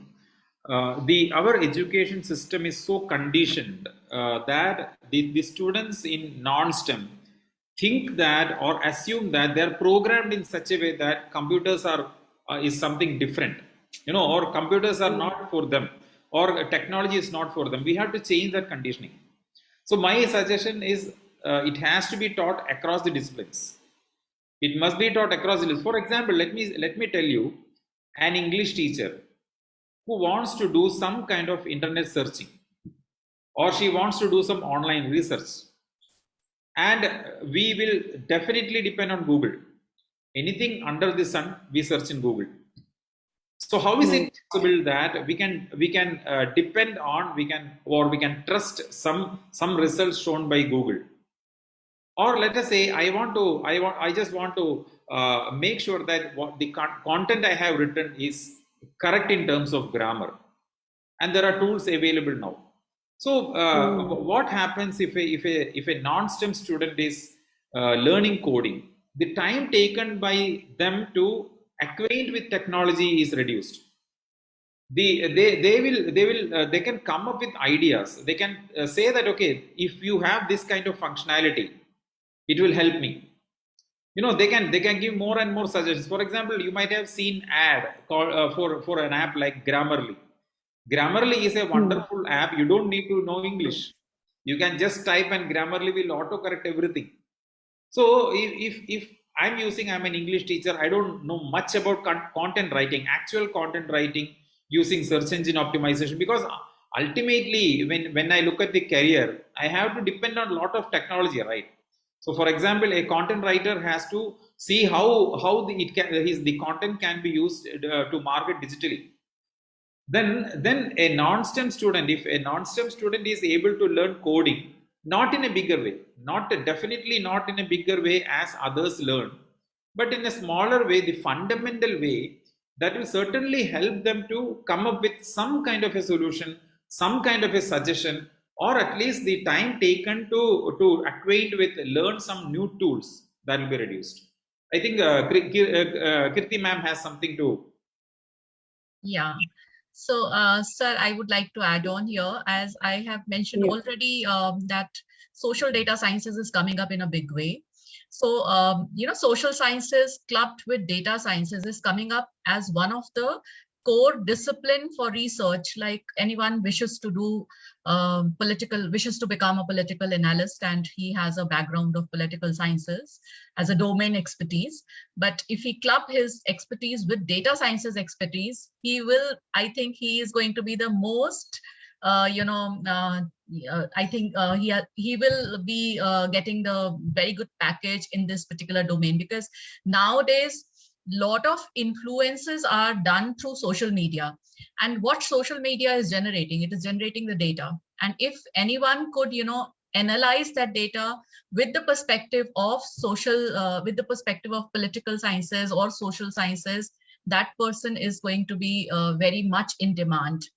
So this is coming up. In Western countries, these courses are already in place. There are postgraduate level courses, and in fact in social sciences you have qualitative and quantitative researchers, and even in qualitative researches there is a lot of use of softwares which help researchers analyze the data, let's say interviews or maybe pictures, because otherwise as a human, I am only going to be able to analyze limited data set. I don't have that kind of a capacity that I can go overboard with large data sets. So, computing gives you a power to work with very large data sets. So there also it is very much in use. So a lot of action researchers where they are taking up large data sets and analyzing qualitatively and quantitatively both. So quantitatively everyone understands, because computing is basically a mathematical kind of a machine. So quantitative analysis is of course definitely available, but qualitative analyses are also available through software. So this is coming up in a big manner. So letting our humanities students learn these skills is certainly going to help them in the near future. Thank you, ma'am. You are, I think, on. Yeah. Thank you so much, Ms. Kirti. And I was just looking at my screen and looking at the time, and we've never had such a overwhelming response from the audience, and we have so many questions that I think I'll have to cut short our specific question round and move on to the Q&A round by the audience. We have questions for all of you, and so moving on to the Q&A round. For Dr. Swaminathan, I have a question by Ms. Nisha Jaiswal, and she says, how is coding helpful for teachers, sir? Yeah. So as far as teachers, first thing is if you want to connect with the students, right? So students are doing the coding, and if you want to connect with the students, and then you obviously need that coding the expertise, right? Because I have seen, like, when it comes to problem solving, when we are giving some 10 problems for students to solve, and students may not be just solving those problems. They might get problems from somewhere, and then they will come and ask you. So you need to be skilled enough to actually be able to help them. So if we have to at least be like 2 miles ahead of them or 10 miles ahead of them to in order to be able to help them. So that is one thing that is there. And one more important point, which is um, probably what I feel is, as a teacher, I also have come across is, when you are doing coding and you're doing problem solving, your spirits are very high, okay, and you feel very comfortable dealing with the students, when they ask doubts and all that. When you feel so very comfortable, and you feel when you know that it is helping them, right? So, and they are able to understand things, and then they are, in fact, they also know that you are capable, and you are able to do it yourself. That gives some kind of confidence to them that yeah, I mean, the teacher knows these things, and then and they give more credence to you, and more value to you if you're. So I think as a teacher, if you're teaching coding, you should be at least few miles ahead of them. So, and I think problem solving and coding is the heart of it. I hope it answers. Thank you so much. I hope Ms. Nisha Jaiswal is satisfied with her answer. There is another question for for Chaitanya ji.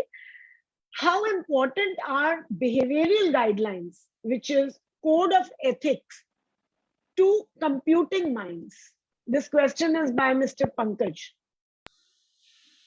See, we already have a lot of cyber laws in place, and software patents, and this kind of legal bindings are already there in place. So, and there is something else called as, you might have heard about ethical hacking. We call it as ethical hacking, and even I don't know how far we can call hacking as ethical, but people do. We can't help that. So the only way is to find out. See, definitely there is solution for a given problem. So the moment you have hackers, the moment you have a hacking software, there is naturally something which will prevent it. That is why we have antivirus softwares or programs that will find malwares, etc.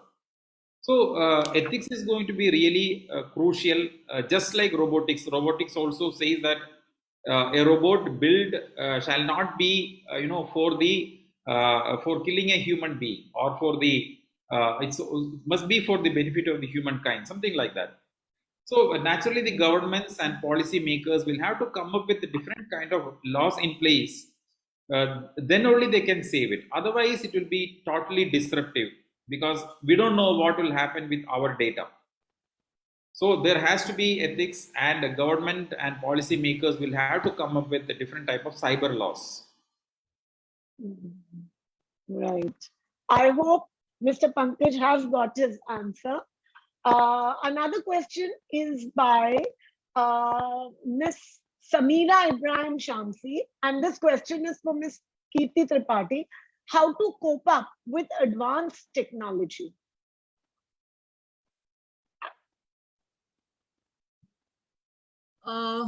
Okay, so see, as I said, technology is very, very dynamic field. So things are rapidly changing. Today, what I know may not be useful tomorrow.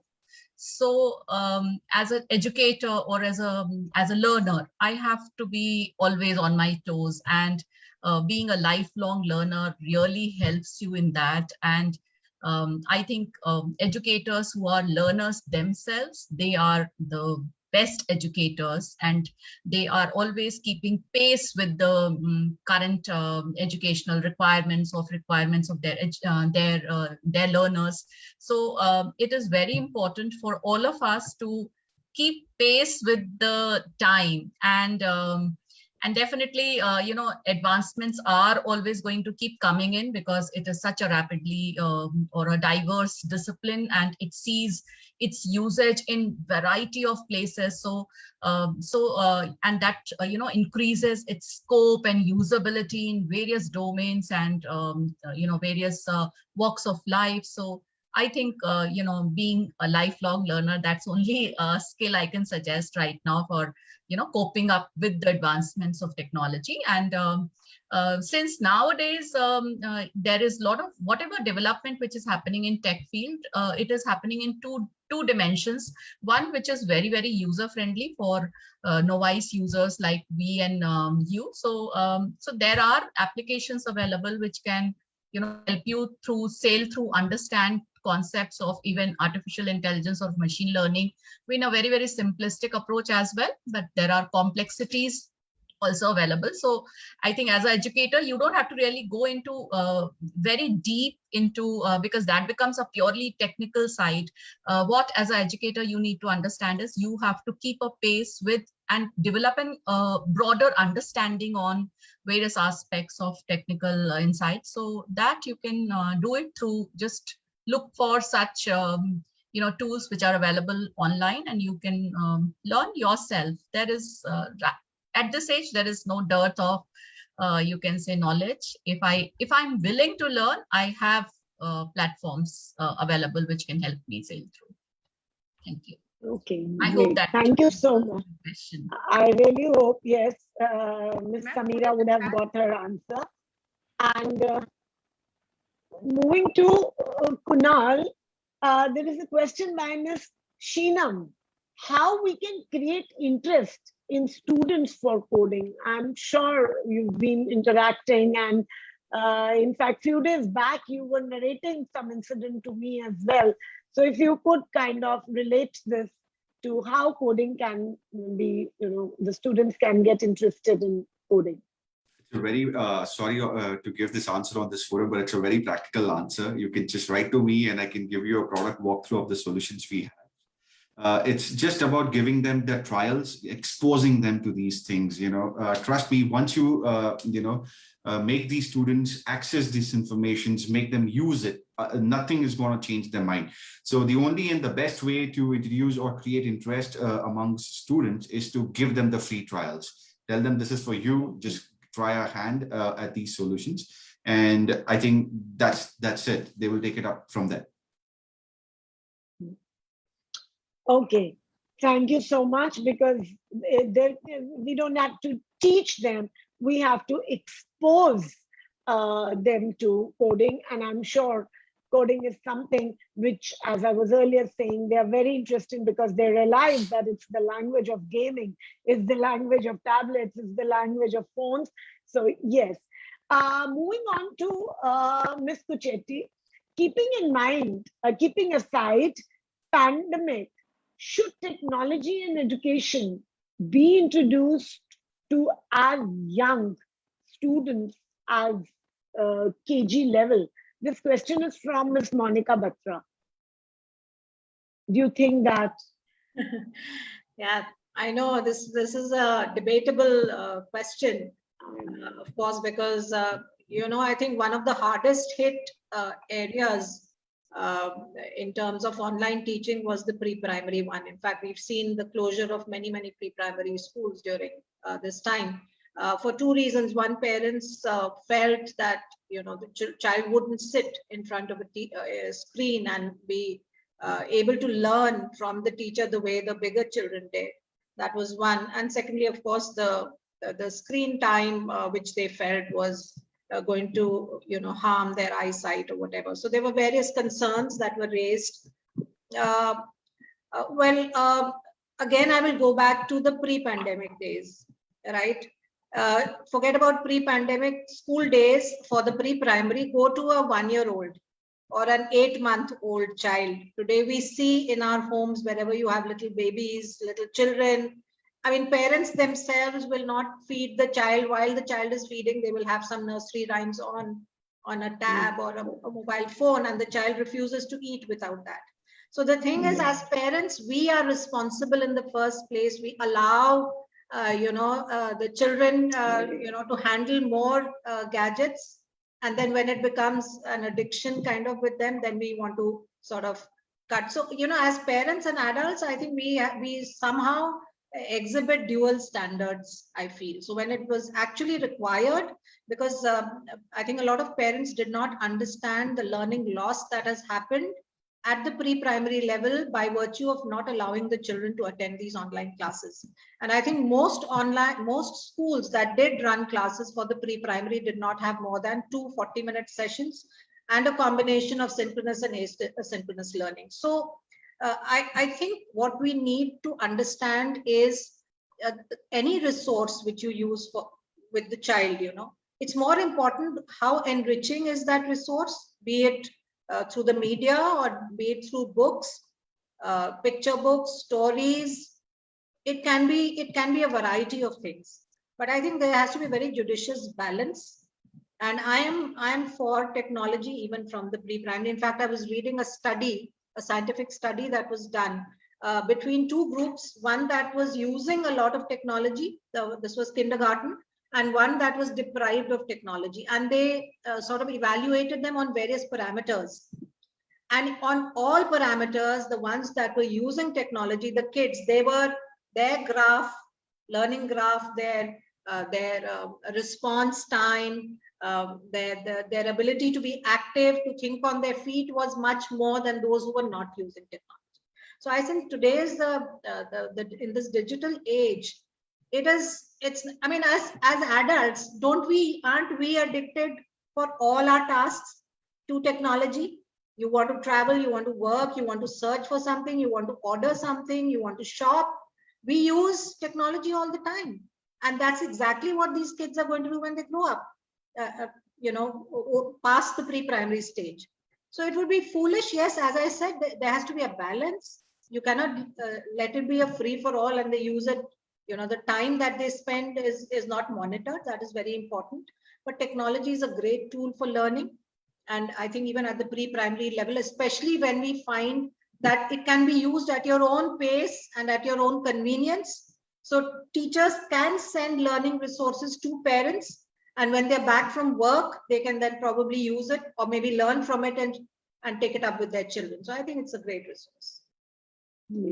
I would very be naughty here and ask, does any panelist prefer to differ from what Mr. Chetty is saying, that introducing technology, which of course, as Dr. Swaminathan said, that technology is here to stay, but would anybody like to differ that inducing technology to a child of KG or nursery? I would not agree with what. Okay, I would like to go first, as in, but what? No, that's not a question, Kunal. I know. No, I wanted to respond to it. Very briefly.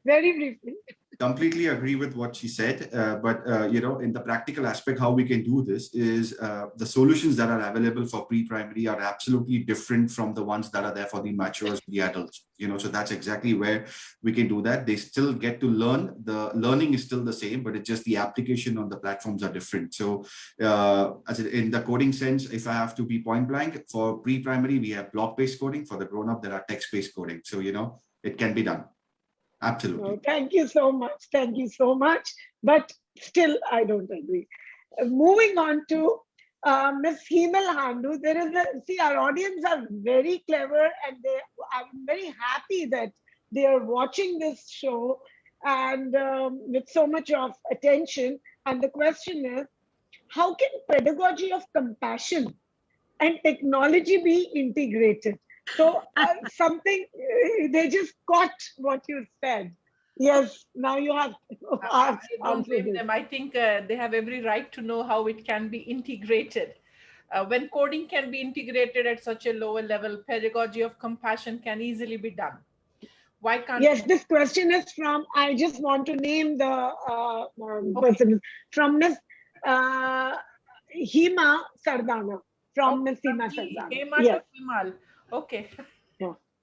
Okay. So I was saying the pedagogy of compassion and technology together. And I think I brought it together here itself in the pandemic, that we felt that there is more compassion required than technology. Technology is working, classes are happening, but there is something they needed more. For example, let me give you a couple of examples. When the technology became almost mandatory because there was no other way out for them to come to the school, especially children who were not so privileged, children from the weaker sections, who did not even have a smartphone or an Android. You see, that was a very tough time for them.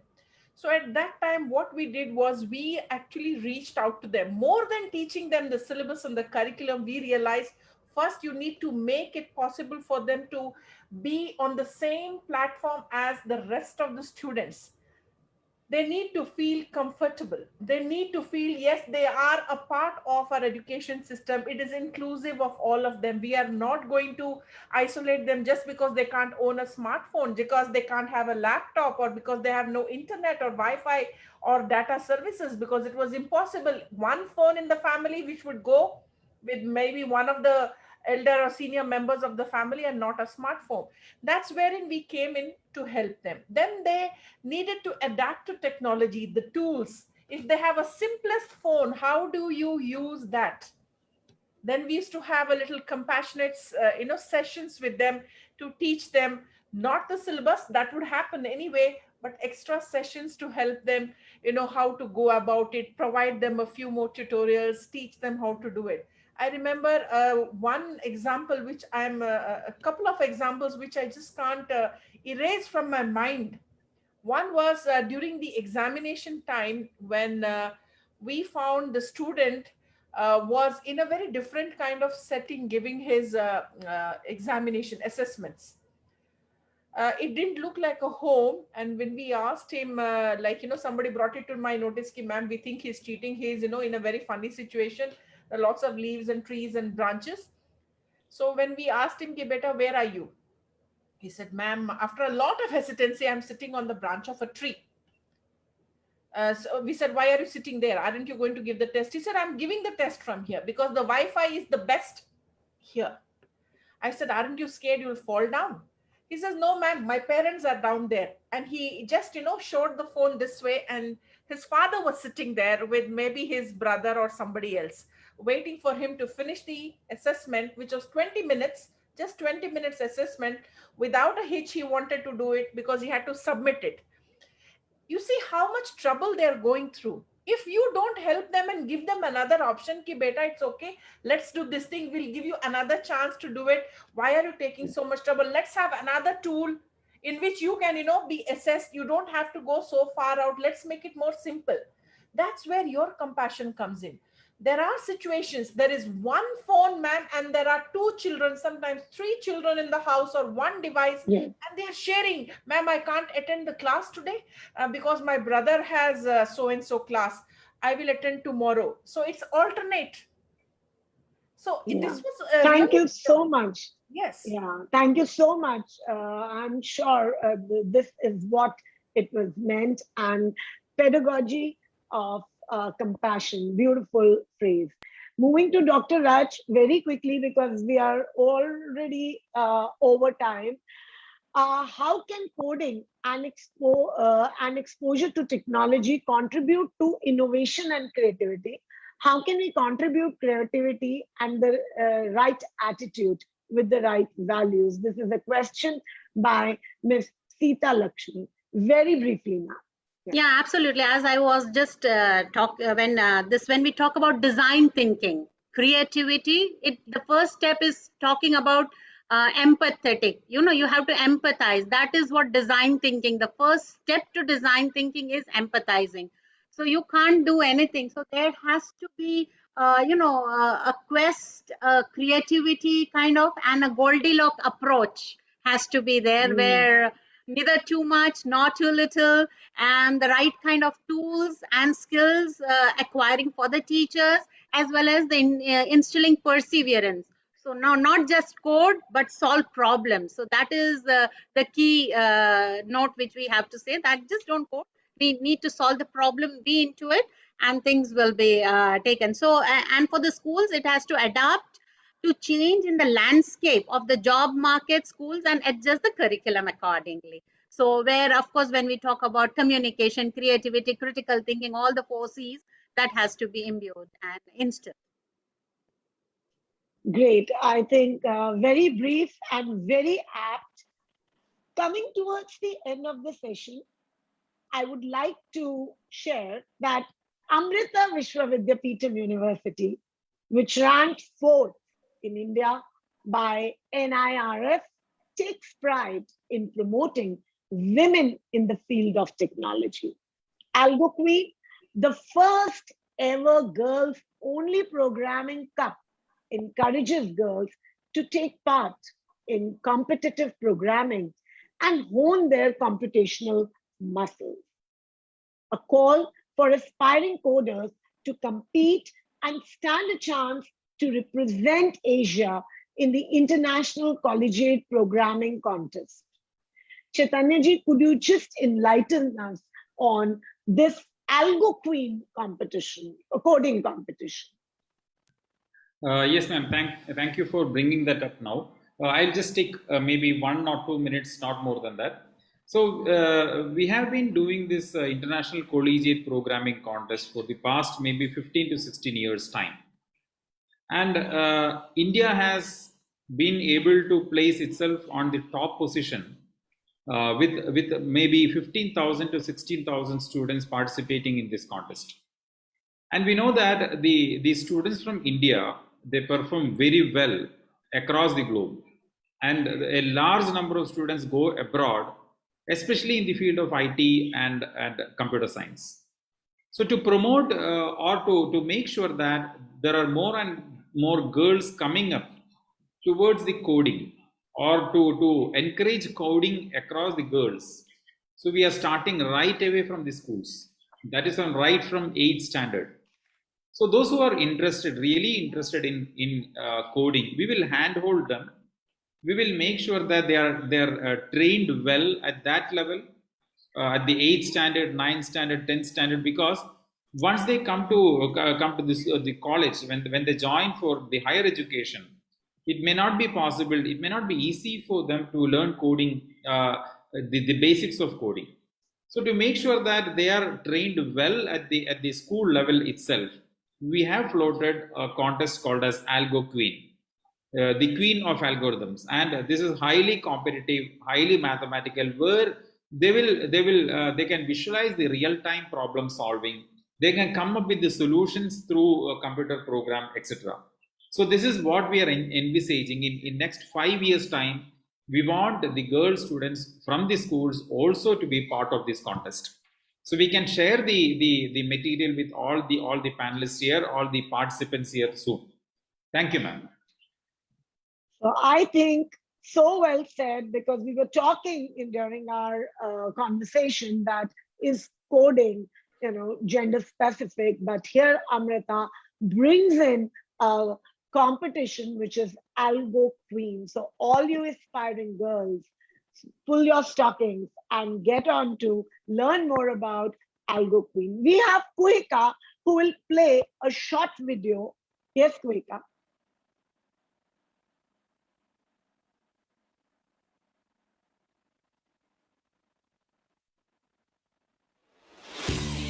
This Women's Day, let us take a step ahead to empower women. Amrita University brings to you the first ever Algo Queen, the Girls Programming Cup 2021, a movement to promote girls in coding. The test will comprise of online training sessions by engineering students at Amrita University before the contest to boost their skills. With tremendous increase in coding opportunities, we wish to encourage the participation of girls for problem solving and competitive programming in India. To register, click on the link in the description below.